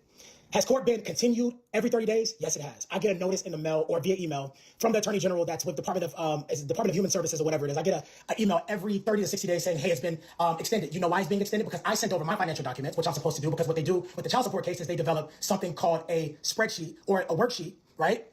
Something called a worksheet. And from there, they get the father's income and they also get the mother's income, all right? The father's income, the mother's income. I sent my income. It took my children's mother months for the income to be sent. It was never sent just until recently, actually, right? So now I'm in a place where I'm like, okay, now maybe this train can get moving. Maybe we can get something going, right? Because once we get this on paper, once we get this documented, a judge signs off on it, the amount is set, the amount is set. Now, unfortunately, the county that I reside in, that does not tie into visitation. So what I did as a father, complete transparency, I know that they're my children, right? But I did a paternity test. I did a DNA test because I wanted that to be documented, right? And I wanted it to be in the court system. So once child support order is set, then we can move forward with the legitimization side and saying, hey, this is visitation, whether you get them every other weekend, you get them every other month, however it is, however it works out. You don't need a DNA but test. The stigma online is you don't see your kids or you haven't sent me a dime. When record and documentation shows that I was sending you over $2,000 a month for that, at that time, a 3 and a 2-year-old. They're not in school. You're a stay-at-home mom. Over $2,000 a month. And still, can I see the kids? It becomes a thing of, oh yeah, most definitely. You can come get them. You guys can spend time with them. It becomes something like, it's like playing tug of war because 1 week you're good and then the next week your hormones are all over the place and then now, oh, you can't see them. Fathers deal with this all the time with single moms because they're bitter. And the bitterness did not start until I got married, right? Because even before Jennifer and I got married, we were trying to work it out. We said we were going to meet up and we were going to establish a written agreement because when you have a written agreement outside the court, you can go through mediation, you can have a written agreement, you can have an attorney deal with it, you can get it signed off, you can get it notarized. And guess what? That is the agreement. The father agrees to pay this and see them on this date, and the mother has her side of the agreement as well.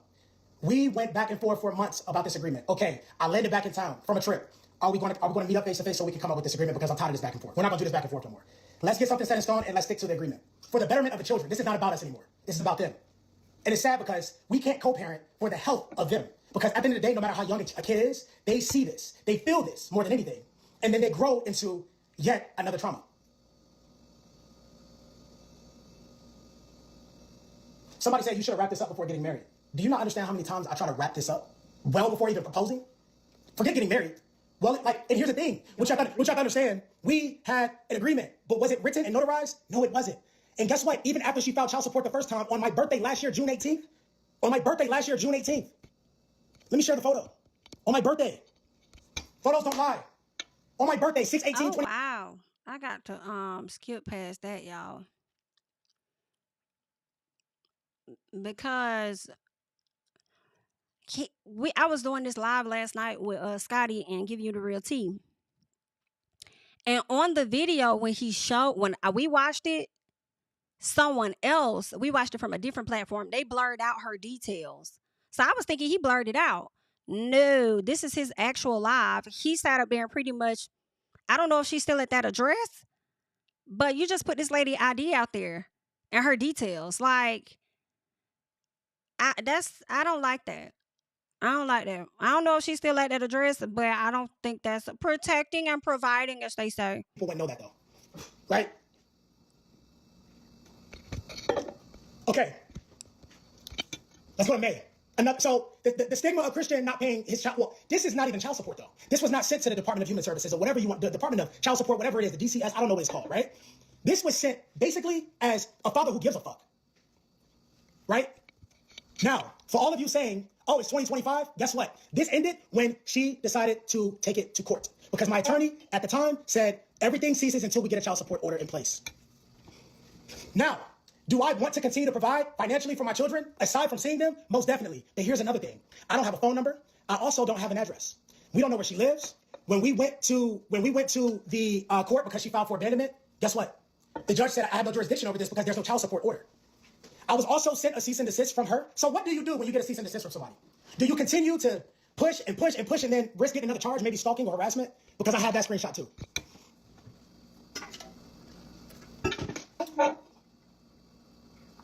For the record, I haven't seen my children since May of last year. She sent the court. This is where it's become frustrating for the court as well. You send the court a letter, like I showed you guys, to cease this because you're no longer pursuing this, and you and the child's father want to work out something outside of court. And then you go back again to file child support. This has now become like ping pong. It's like back and forth. With me as a father, I want to be on this. I've sent my documents to the attorney general that's over this case that works for the Department of Child Services. I've sent everything. And I can't control if I get a continuation date every 30 to 60 days. I can't control that. Right? I can't. So, yeah, I'm answering questions. For someone asked me if I'm answering questions. No. You're 100% right. Nothing has to be proven. But when do I get on here and try to prove myself? There's been multiple things. Christian, baby, you just got on here last week on YouTube trying to prove yourself about the fact that you and Jen are indeed married. So that's all I'm just gonna say. But we're gonna get into this little piece here where he gets his mama on the line. Okay, so let's speed that up a little piece. So we got the aunt, uncle in the back, gets the mama on the line and got some things to say, and the auntie decided she was gonna snap the hell off, girl. Right? I am in a position, and I've been in a position where I want to go to court and I want to be put on child support so we can stop with the back and forth. Because one week you're happy for me and my marriage, the next week I'm a deadbeat dad, the following week congratulations on your engagement, congratulations on your marriage, and then now you have let a certain individual or individuals get in your ear, and now you want to take to social media saying that you've never received child support. Now let me make this clear. I don't have a child support order. I'm waiting on a child support order. There's a difference. Number two, I have sent my children's mother money more than once on multiple occasions, which there are also receipts provided for that. If you ask me, she's gotten well over the amount that I've seen on my Instagram live. I saw mothers in there with 3 kids that were getting $500 a month, which is absolutely insane. But the amount she was getting was well over some of the comments I was seeing. And we're talking about 2 babies that are not in school. She's a stay-at-home mom. She watches over them 24 hours a day. This is what's brought to me. So I'm going to deliver to you what's brought to me. And ever since I got married, there's been a couple of women tripping, just like you said. This is not to bash my children's mother because I'm not here to do that. But I am here to respond because a lot of times you guys see something about me on the internet. You go to my page and then there's no response because I don't do the back and forth. But now it's like the video was sent to me. And I said, all right, it's time for me to break silence because now it's going too far. And then now the kids are getting involved. I'm definitely going to talk. You can say whatever you want to say about me, but now the kids are involved. And it's a very, very soft spot in me, in my heart when it comes to them, right? Because I've been going through this repeatedly since we split, all right? On and off. Now, answering the kind of went up a little bit, answering the person's question, when did it start happening? I just said it started happening when Jennifer and I got married, right? There's a woman by the name of Evelyn Lozada that got upset because she was actually present at the engagement and she was clapping. Sometimes you got to watch who's clapping on the front row. Some people show up to funerals and weddings and engagements just to get up under your skin. I mean, get up under you and be in your business. You got to watch who's clapping on the front row because soon after, it was, don't marry him. It was a cryptic tweet the day of our wedding. Okay, cryptic tweets like on the day of a woman's wedding. That's not the way. That's not what you do to your friends, right? Now, allegedly, there's a few people or certain someone that got into the ear of my children's mother, and I wouldn't say coerced her, but influenced her to come onto social media and say, hey, he hasn't paid child support. He has not seen his kids. But I'm here to tell you that I've been going to court. I went to court and she wasn't in court. There was also abandonment charge filed because she was saying that I was abandoning my children. When we got to court, guess what? The judge pretty much said, we don't have jurisdiction over this because there's no child support order. I consulted with an attorney upon being served for child support, and that attorney told me once this, until this commences, then you don't send anything because you have to wait for you to get a court order. So do I want to provide financially for my children? Of course. Do I want to see them? Yes, because at a certain time, they were coming over here. They were around Jennifer. They slept over here. They've been here, right? They've been in the house and they've been in our presence and they felt the love and the energy. I feel like why in my personal would the attorney tell you to not send anything? And that's when he said on his IG, he said that he was sending her $2,200 a month. I think he did May, April, and I think he did another month that he went back. Then I think in June or July, he ended up receiving the papers for child support. So he stopped it. And I didn't think that was a good thing because at the end of the day, your children still need to be taken care of. And you continuing to pay her that would allow you to show the judge that, hey, when I was paying her the $2,200, for the child or the children, you know what I'm saying? She was okay with that. And the judge may say, okay, well, you're going to keep paying her that amount, right? Now, granted, this could go either way, right? If you were to have shown the judge the $2,200, the judge may make you still pay that, right? And you may be okay with that because obviously you've been doing the $2,200. But it also could potentially backfire on her because she could potentially get less than that $2,200, right? But then she could like show some proof and say, well, he been giving me $2,200, and the judge may stick to that. I don't know. But she is going to have to produce her financial records as he is too, so they can, compare and contrast. So I don't know, but y'all really need to, y'all need to figure this out here, honey. All right? Because listen, neither one of y'all looking good right now. I'm going to say that. Okay? Neither one of y'all looking good. But I do feel like the reason she came to the internet, in my opinion, and I feel like y'all got to listen to more of this. In my opinion, I feel like maybe she felt like she didn't have no other options but to come to the internet. But then I also can see other people being in her head as well, right? But I just neither one of y'all is looking good right now, okay? Because your kids is going to be looking at this later, all right? Now let's keep going. So it's very odd that a lot of times black men, and I'm not just making it a black thing, but a lot of men have to deal with this from whether you want to call it bitter baby moms or bitter women, and they want to, as my uncle says, dangle a carrot and say, hey, yeah, you can send child support. Even if there was an order, you can send child support. But guess what?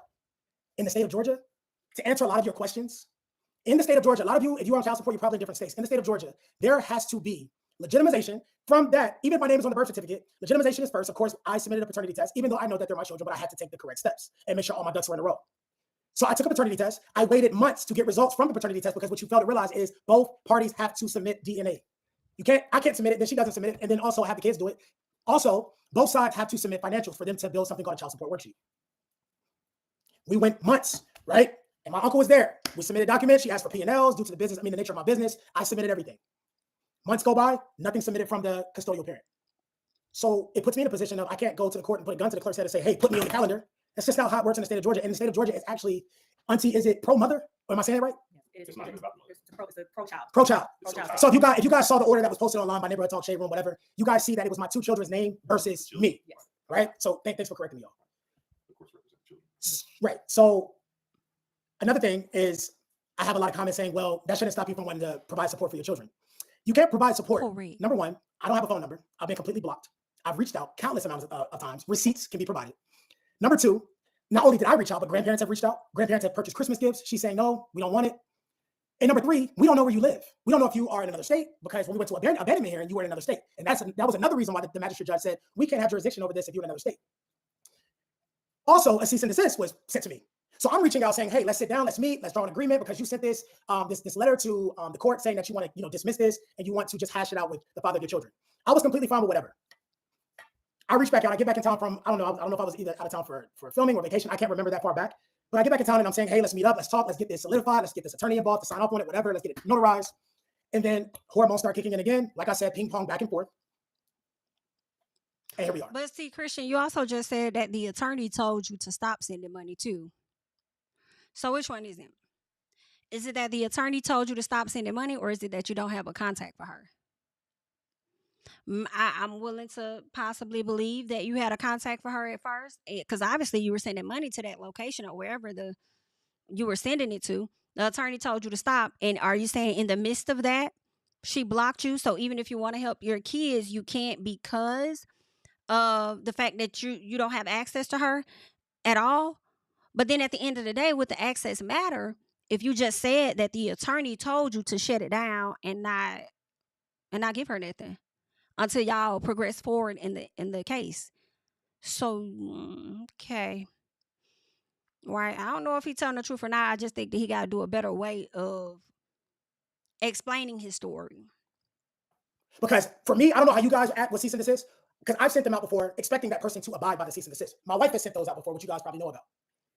Us, you send me a cease and desist, whether it comes from you or an attorney, I'm not going to harass you. I'm not going to continue to reach out. You said you want to settle this in court, then we're going to settle it in court. We'll figure visitation out in court. The court will determine the amount of child support. So all I'm saying is, you put certain receipts out, but put all of them out. And they say you missed 2 court dates. You would have been arrested. If I missed 2 court dates, and you guys can chime in the comments, like I said, I don't know who's on child support, who actually, took the child support order out, whatever.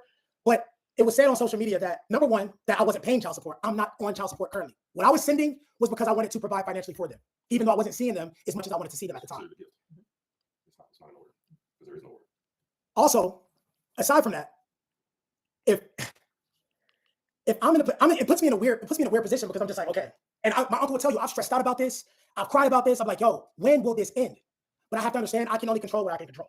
I can do my part. Well, you showed up to every court date. I've showed up to every court date. If I skip court, there will be a warrant. And I don't know how it is in other states. Like, I'm not speaking on your state. I'm speaking on our state, which is Georgia. Right. If you don't show up, the person that put out there, you missed court 2 times. Get your back straight before you have a defamation case on your hands. LP, I'm so confused. Just because you don't have an order, though, doesn't mean. So here's the thing. How can you pay someone when you're blocked on all platforms? How can you pay someone if you don't know where they live? What's confusing about that? I can't pull up. Right. I can't call. I can't text. I can't ask for a request or input. I'm blocked from all platforms. Like, y'all have to think. Let me just interject for a second, because it really is a shame that you even have to get on here and do this. Because she decided to go to social media behind what somebody else posted. And it's just like, if you really want to have peace and have this resolved, it can happen outside of the court, because this is what you guys were trying to do. But now you add in all these extra layers. It really could be so simple and amicable. And really, the people that are suffering are the children behind this because of someone else's misery. It's just like, have an adult conversation, co-parent, figure it out, and that's that. And if you want it to be solidified, it can be notarized. You can then file it with the court, whatever. I don't know how this shit works, but to say all of this and then you're not doing your part in submitting your paperwork, it's just like, let's come to a peaceful understanding, because all it is like, it really is nobody's business. And I feel sorry for you, babe, that you have to even address this. And I know we try and just be like, okay, we're gonna block out the noise because you don't want to stoop to people's level. But at a certain point, when people keep saying things about you, you do have to address certain things. It's just like, all right, enough is enough. A person can only take so much, and there's a way to do it and be respectful. Like, nobody's trying to bash her. It's just like, let's figure it out, because hopefully at some point you'll find someone that you'll fall in love with, and Christian's going to have to meet that person. It's going to have to all be one happy family at some point. So to do all of this is just so unnecessary. I feel like, and I may not have all context, so I'm going to say this though. I feel like though, Jen, the issue isn't just about y'all being together. And I feel like that's what is being framed as. That, y'all found happiness in each other, whatever, and now she and her feelings. It seemed like it may have been something, and I'm reflecting back to the interview that she did. It seems like it may be something that was happening well before y'all got together. So, yeah. All right, because I don't even know what the point was to talk about being in love or anything like that, but okay. It's like, why you want to social media? Because you want to try and tarnish him, or you want to get people on your side. It's so unnecessary. You can pick up the phone and call. Actually, his mother, who we're about to call, has tried to reach out to her. Can we get Gigi on the line? And my wife also had a conversation, being the mature woman she is. She had a conversation with the mother of my children. I'm not going to say any names. I don't do that. The mother of my kids is her name. If you want to know her name, you figure it out. This is not to speak bad about the mother of my kids. This is to address, because I never do any addressing. We can get my mother on the line, because now you have to understand the actions also spiral, because the family gets affected too. If you're a grandmother or grandfather on this live, I don't know what it feels like to be a grandmother or grandfather, but these two do. And I know the love that they have for their grandchildren is crazy. My mother reached out to the mother of my children, and guess what? She wanted to send Christmas gifts. I mean, the list goes on. And it's not just my mother. Like, let me see the no, not yet. Like, see, we ready for you. You're gonna be about to get a YouTube channel. Okay. Turn this brightness. My mom want to talk to y'all. So y'all got auntie week before last, I think. I don't know. I can't keep up with that. They got auntie today. Y'all need to go look at that Instagram. My mother's mom. You are facing the screen, but you can talk. They can see you. You can't see them, but they can see you. Listen. You got a taste of my little sister last week. You got a taste of my little sister. I'm Regina Monet. I'm the biological mother of Christian Gold and the mother-in-law of Jennifer Williams Gold. See, I sat back long enough because I am not the person that carries drama, entertains drama. I normally go to bed at 6:30, 7 o'clock p.m. because I am a businesswoman. I'm a career woman. But something told me I was packing my bag because I'm celebrating my 13-year anniversary with my husband over the weekend. I was packing my bag this evening, and the Holy Spirit told me I'll stay up for a while. See, it's a thing like this. It's a thing like this. If you're gonna tell it all. Tell the truth. Because at the end of the day, you're gonna have to answer God. I'm a woman of conviction. Obviously, she's not a woman of conviction. She's been faking conviction, faking.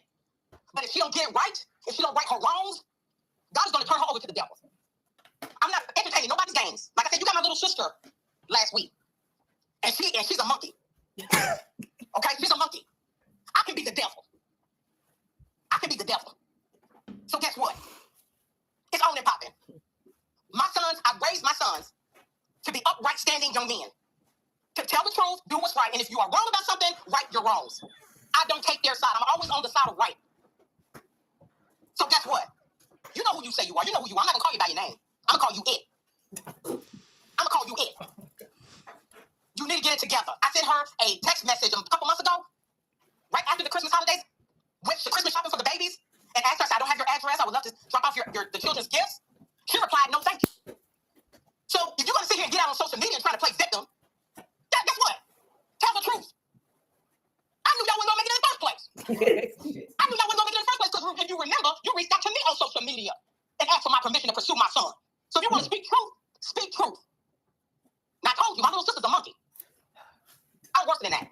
So you're gonna get it from her end, you're gonna get it from my hand, and guess what? I just got off the phone with my older sister. She's 20 times worse than I am. We're gonna support Christian, we're gonna support Jennifer, and all that they represent. Because I will shut you down.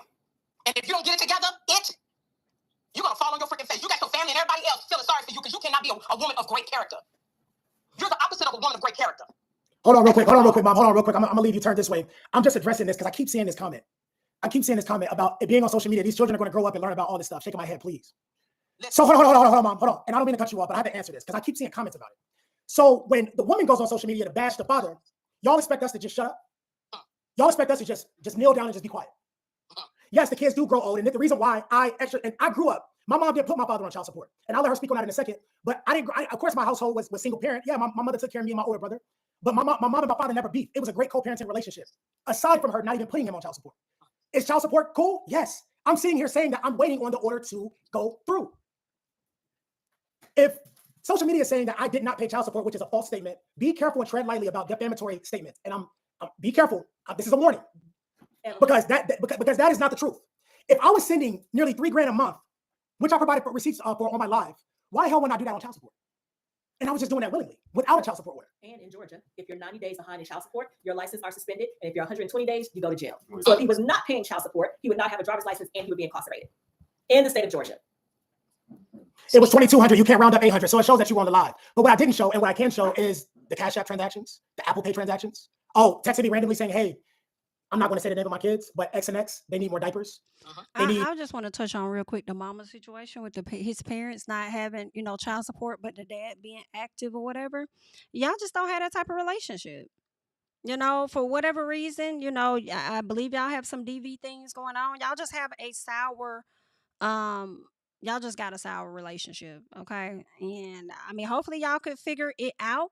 But it seemed like you still willing to do child support at the end of the day. I mean, he was giving the money. All right. Now, how long he was giving that money, I don't know.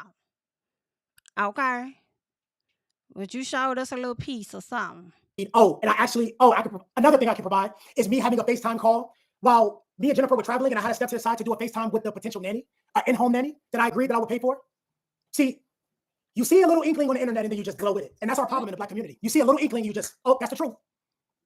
But now my silence is broken. Because now it's one thing to come from my pockets, but now you're trying to ruin my reputation. Now you're trying to ruin my integrity. Now you're trying to ruin my character. So if you think I'm gonna still shut up, then cool. You can think that. But to answer that, yeah, if the mother can come out, because I would never do this to the mother of my children. Actually, I wouldn't do it to anybody because I have my own happiness right here. I have a life. I posted today, 365 days, 365 ways. You wake up and the first thing on your mind is Jennifer and Christian.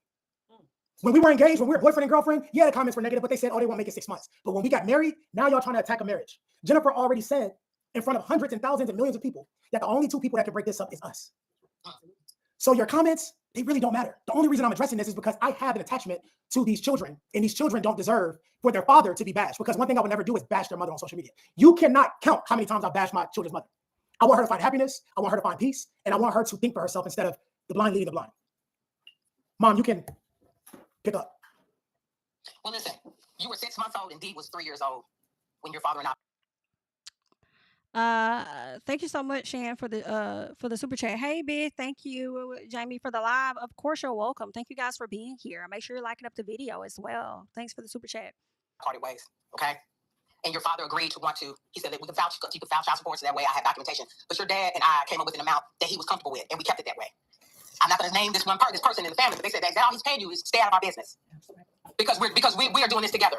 Stay out of my business. I never took your daddy to court. I never kept you or your brother from your dad. That's the reason why we get along today. That's the reason why. Because, see, I can say this. I'm a woman of character. I'm a woman of integrity. See, I can sit up at what time is it? I can sit up at 11:05 p.m. and say that I'm a woman of character and integrity. I know when to stay in my lane, and I know when to get out of my lane. And tonight, I had to get out of my lane. Too red. Oh, I had to. Is this storyline because Jen and Evelyn still follow each other and Evelyn's annoying as AF? No, I'm glad I didn't say the F word. See, I'm working. I'm work in progress. I'm going to address Evelyn because no matter how much I address her, she doesn't address me back. She puts up documents. She does all these things. Called me a cunt. Told me to pull up. But she doesn't want to have a conversation. She doesn't want to address me. I not only went to Los Angeles, I also went to Las Vegas where you were. I went to Las Vegas too. I was there as well too. And you still didn't want me to be. You didn't want to sit down with me. You don't have a conversation. You are not, as my sister says. Not Evelyn was dodging you like she was dodging Laura Govan. Evelyn, you are not a woman of character. We all know that, as we stated. You sleep with everybody, man.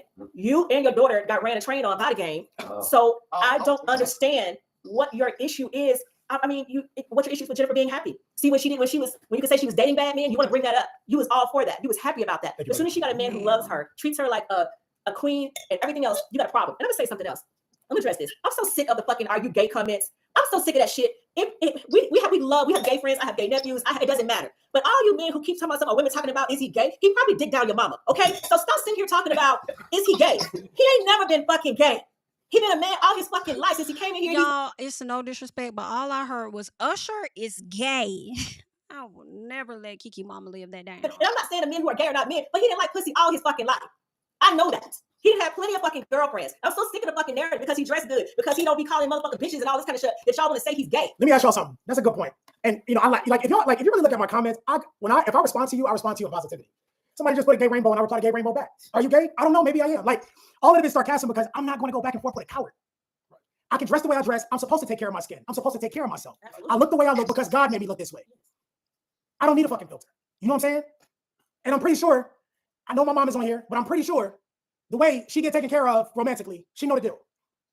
And I hang around gay guys. The only person that I was cool with that was actually in the gay community is standing right here before I met my wife. So my wife, you can come in the frame, Armani. Everybody know you. No, you want to come back here. So the only friend I had, right? I've been knowing Armani 16 years of my life since we was, working in retail in the mall. I come into a relationship with my wife, and a lot of the gays love Jennifer. The gay men love Jennifer. Yes. But hold on, last but not least, just so she brings gay men around me. See, the people that are homophobic are the ones I worry about. Absolutely. Those are the ones that's actually the cause. See, I can hang around them and they know not to cross that boundary with me. Yes. And they do understand, like, yo, we can't do that with him. We can't. But I can hang around them because they're a human being just like you, straight. Exactly. We all hang around them. So like the comments are actually funny at this point in this comment. So why would I deny her friends and not hang out with her friends because they're gay? I don't want to be around them. What does that say about me? Right. I feel like he ate y'all up just a little piece with that one now. Okay? Now, I think he done chewed on y'all neck bones just a little bit. Okay? Calling that man gay as if that's supposed to be like a bad thing, even though he's saying that he not. That's not nice to be for the community and then be projecting that onto other folks like it's so disease. He kind of clocking y'all. He said y'all really homophobic. That's we're all of our family. We're all of our family. Right. Not y'all, but them. It's because I wear, I saw a couple of comments about the Gucci pants. But when A$AP Rocky do it, why is it a problem? Chris Brown do it, why is it a problem? Oh, when Shanice wear Alibaba and present it as Evelyn's brand, y'all don't talk about that. Y'all don't talk about the fact that they was fucking in her house after she didn't had sex with her friend. There's so much more that Evelyn can talk about. And y'all think about how I address Evelyn because she keeps putting this battery in these people's backs to try to get them to do these things because she is the coward. Y'all saw last night's episode, or 2 days ago, y'all saw the episode. Shanice want to call Jennifer a coward. No, your mama's the coward. Your mother's a coward because she want to put a barrier in everybody back, trying to tell them to speak out against Jennifer and Christian. Find you a man, keep you a man. You was engaged to Antoine Walker for 10 years and he didn't marry you. I'm gonna tell y'all something, right? And then I'm gonna let my wife speak. I want my uncle to chime in too if he wants to. You know, uncle, he's a man of little words. He's a man of a lot of action, though.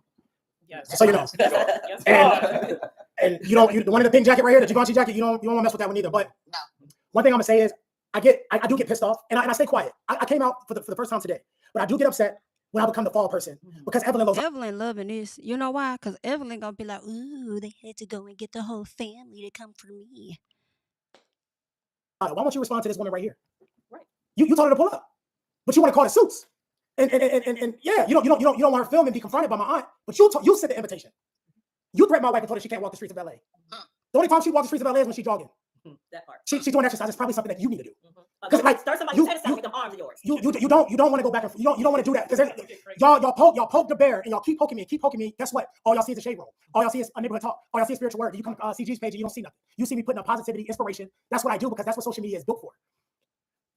But I promise you, I don't play about her at all. This is not a threat. I'm telling you, I don't play about her because like I said on my IG, I don't give a fuck what the network do. They can say, "Oh, Christian, you can't film no more." I didn't want to film in the fucking first place. Excuse my language, mom. I didn't want to film in the first place. I filmed to support it because my wife is the only one with a true storyline. In the comments, tell me if I'm lying. She has something to talk about. She has something to see. And if anything, it should inspire people. All we do is try to inspire people. No matter the age difference, we're trying to let people know, no matter where you are in life, there's still love out there. And there's someone that wants to shower you with love. They want to treat you better than what you treated. I told Jennifer from the start, I'm not here to play games with you.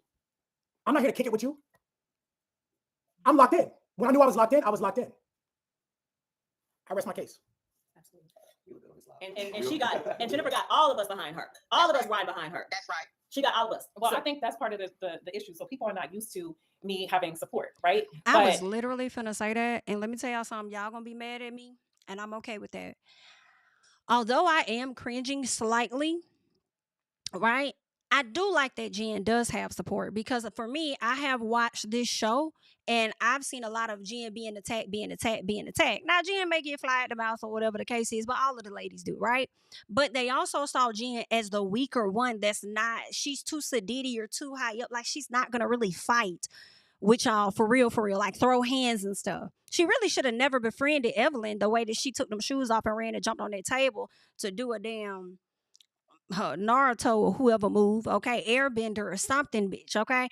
You should have never been her friend. And then Malaysia throwing a chair at you, girl, I would never, okay, not a chair but a table, but I do understand, as time goes on, people don't feel the same way now as they may have felt, years ago or whatever. So it's maybe easier to forgive, but I do kind of like that because I know her mom died and she's the only child.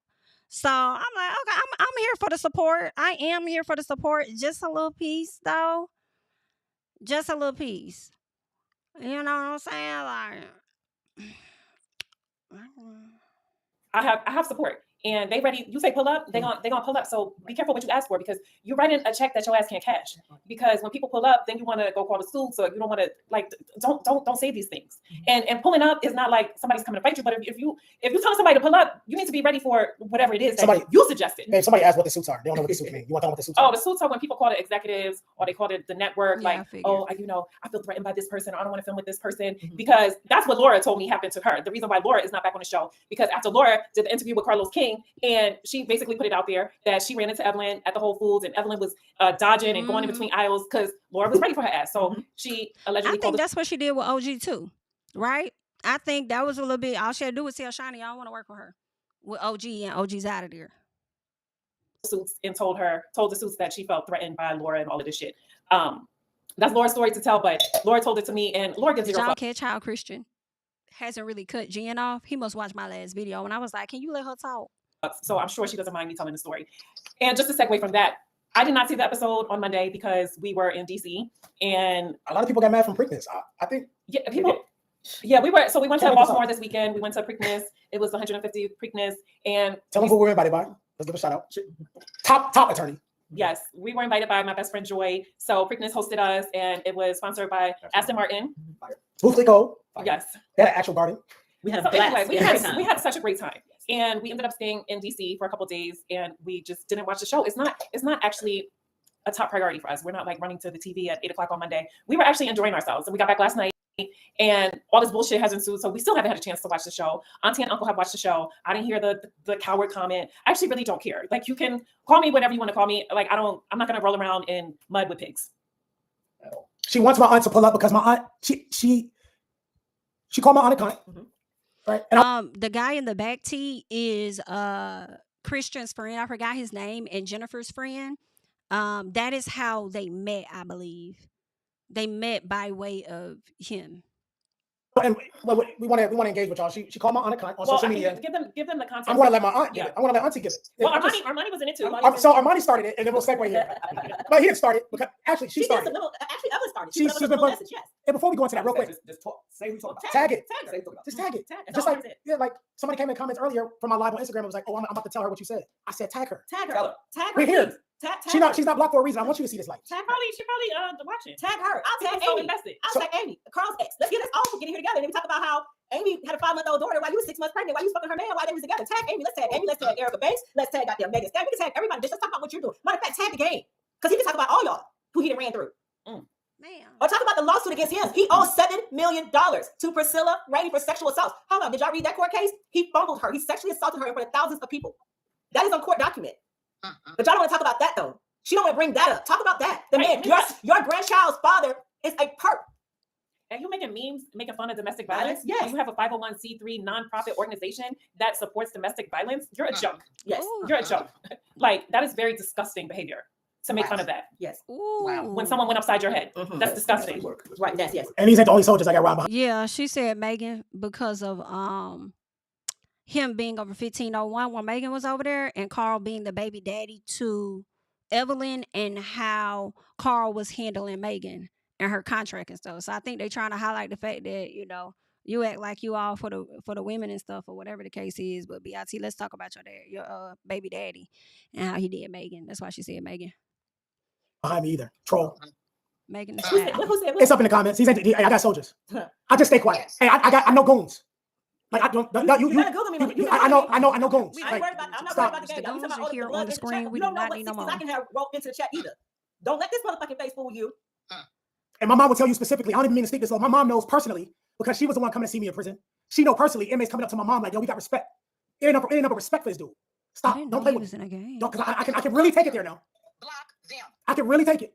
There's no need. Stop. These ain't the only goons I got. I promise you. There's no need. And as women, I do understand them wanting to bring the goons up, but because Evelyn did tell Jennifer she would not be able to walk the streets of LA safe, especially knowing that her daughter's, you know, man, whatever he is to her, a baby's dad, is a part of one of the gang. You know what I'm saying?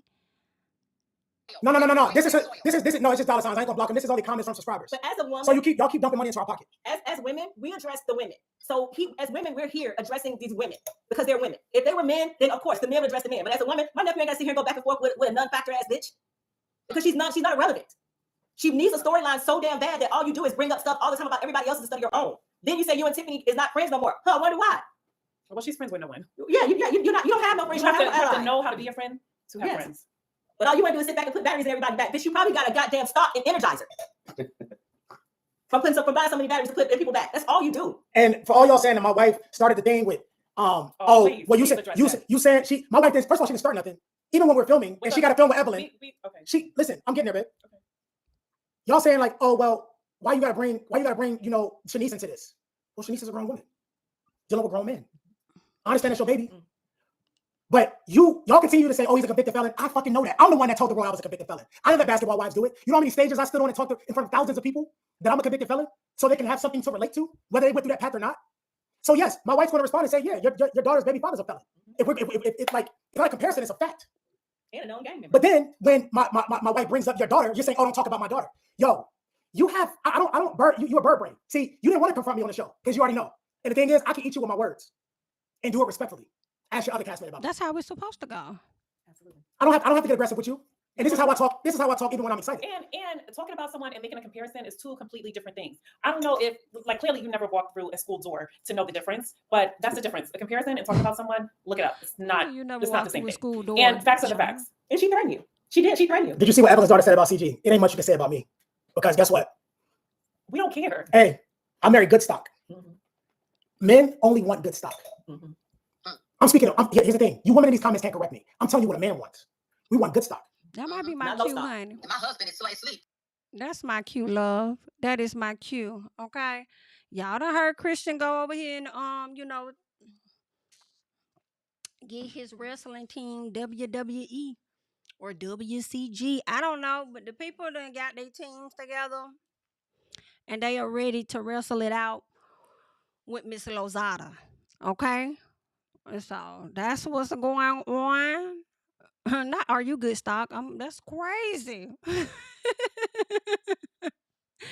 This is crazy. I know Christian's baby mom did go over to her social media page and she kind of aired some stuff out over there. I'll get into it real fast though.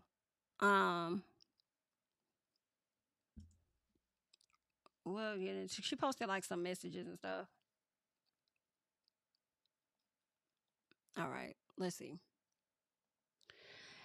So he messaged her and said, just wanted to send you an update. I'm trying to get home. We've been stuck in San Francisco since hopefully returning Friday evening. Our flight was rescheduled. So this was in July. I want to say July of last year. She says, got it. Just really focusing on this rent right now. My head isn't worried about you being here for the meeting. It's all good. Just prioritizing and making sure our children will have a home. He says, I'm doing what I can to expedite this wire. The network has to I guess look or lock all episodes before they issue, I guess, any money. That's been the holdup. But if you get money on a regular, why would that be the holdup with waiting for her to have to wait on a network? Our flight was rescheduled and got canceled again due to this global IT outage. This man always deflects. Let's focus on the issue. All right. Are you still unable to help with any funds for last month or the month for the kids? Let's go back. He says, I'm working on sending something this week. Okay. What did you say was important that you wanted to talk to me? Okay. We spoke about meeting up to discuss a few things. Okay. It's okay. I just wasn't sure if it was something that urgently needed to be discussed. Okay. So this was in August, and I want to assume that this was last year. He says, hi, I hope all is well. Just wanted to check in. Is your mother still in town? She is, but I've decided to no longer try working things out amongst ourselves and meeting up. Accommodating you hasn't gone very well for our children. Know that I'm not blaming you or anyone else, and I definitely don't want to pick a fight. This is not coming from a place of pain or resentment at all. I meant everything I said previously when I told you I was not angry. I wanted to be able to handle this situation by discussing it in person, but at this point, I don't feel safe and trusted enough to do so. I've just taken the time to process what's been happening as far as requesting to close the case. They will no longer be, I don't know, something it. And what else she says? After I retracted the closing of the case earlier this month. So you were requesting what? Child support, and then you stopped requesting it? Well, I've just taken the time to process what's been happening as far as requesting to close the case. They will no longer be something it after I retracted the closing of the case earlier this month. You don't want the risk of what? What did she say as far as requesting the close of the case? They will no longer be, they won't be closing it. After I retracted the closing of the case earlier this month, I just don't want to risk the chance of any false promises or manipulation moving forward. Okay, got you. For everyone asking why my kids keep getting pulled into this, so here we are. She said, for everybody asking why my kids keep getting pulled into this. Now, I think she may be talking about why come to the internet with it. And in my opinion, to me, Jennifer and Christian not putting your kids in it. That was Evelyn. Evelyn literally just went on a rant, posted y'all court documents and said how he needs to pay this and needs to do that and take care of them kids. Evelyn technically brought them kids up in it. So I feel like when you come to the front, I mean, like, check him, yes. But I also feel like get Evelyn, it's like BITCH, don't mention my mother. Like, you don't want nobody talking about your daughter. Don't mention my motherfucking daughter and son, okay? When you trying to use ammunition against them. Don't bring up my kids. But you got enough with the scammer situation, right? Just a little piece. But yeah, so she says, this isn't just for me and my kids, but the countless women I've spoken to who have been abused and manipulated by this man mentally, physically, and emotionally, because I do believe there's a DV charge. Did somebody try to jump out the window and break their ankles or something like that? I'm not sure if that was her or not, but yeah. Okay. So tax return or something. Thank you. Tomorrow's hearing will continue for 30 days to allow discovery regarding Mr. Walden's income. He says they want my statements. No, they are looking for the $6 million. I'm screaming. Is that what he said in that interview with Carlos? Child. Oh, and you love and miss your kids so much, but you were in the same city and didn't attempt to see them. Period. Okay. Now, I am on her side just a little bit, okay? Because at the end of the day, I feel like don't come to us having all of this conversation. A lot of this conversation would be minimized, and she wouldn't even have to come to the internet regardless of how it looks if you were just doing what you need to do. Whatever attorney advised for you to just stop payments, I don't think that was a wise choice. And with the integrity that individuals say they have, yourself, your mom, if you have this integrity, in my opinion, I feel like integrity would say, let me go ahead and continue to do my part, right? So when that time comes, I'm going to show them, hey, this is what I'm going to be giving you. Like this is all I gave her. I gave her this right here, or I put this money up in an account for the kids. Okay. I was never trying to withhold anything. My goal is to be here for my kids and support my kids. Right. So yeah, but I understand, like, oh, okay, I ain't got no access to her. I can't talk to her. I don't know. Maybe that is true. Maybe that's not. I don't know. The messages she showed us looked like it was from last year. So maybe she was like, if y'all don't contact me, y'all stress me the hell out. It could have been a situation like that. Right. However, I don't know. I feel like as parents, to me, and everybody's a different parent, as you care, I just think it should just go a step further to me. If y'all had an account potentially for those kids, then it wouldn't really be a need to talk to her for real if you're automatically making sure you deposit money into that account for her to get access to. But it would be a need for y'all to talk, for you to have that time with your children, because being a parent is more than just providing financially, and they're pretty young, they're pretty young. So, I mean, I kind of feel like y'all still got some time to get it together. So get it together. And let me say this too, Jen, it is a bit disappointing too, because you telling them to get it together, but then you over here, I don't know, it felt like you was supporting a little bit of BS too. You know what I'm saying? You over here with the shits. All in all, what I'm saying is I don't think it's all on the mama.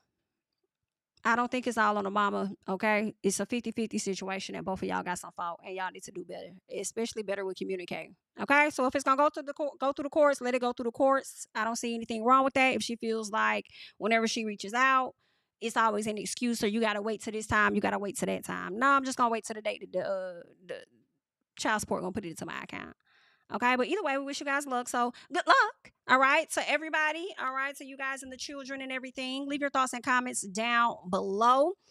And that's all I got. That's all I got for y'all today. I overspent my time with y'all. I'm gonna catch you guys in the next one, honey. Bye-bye. Tell him I preach to the choir.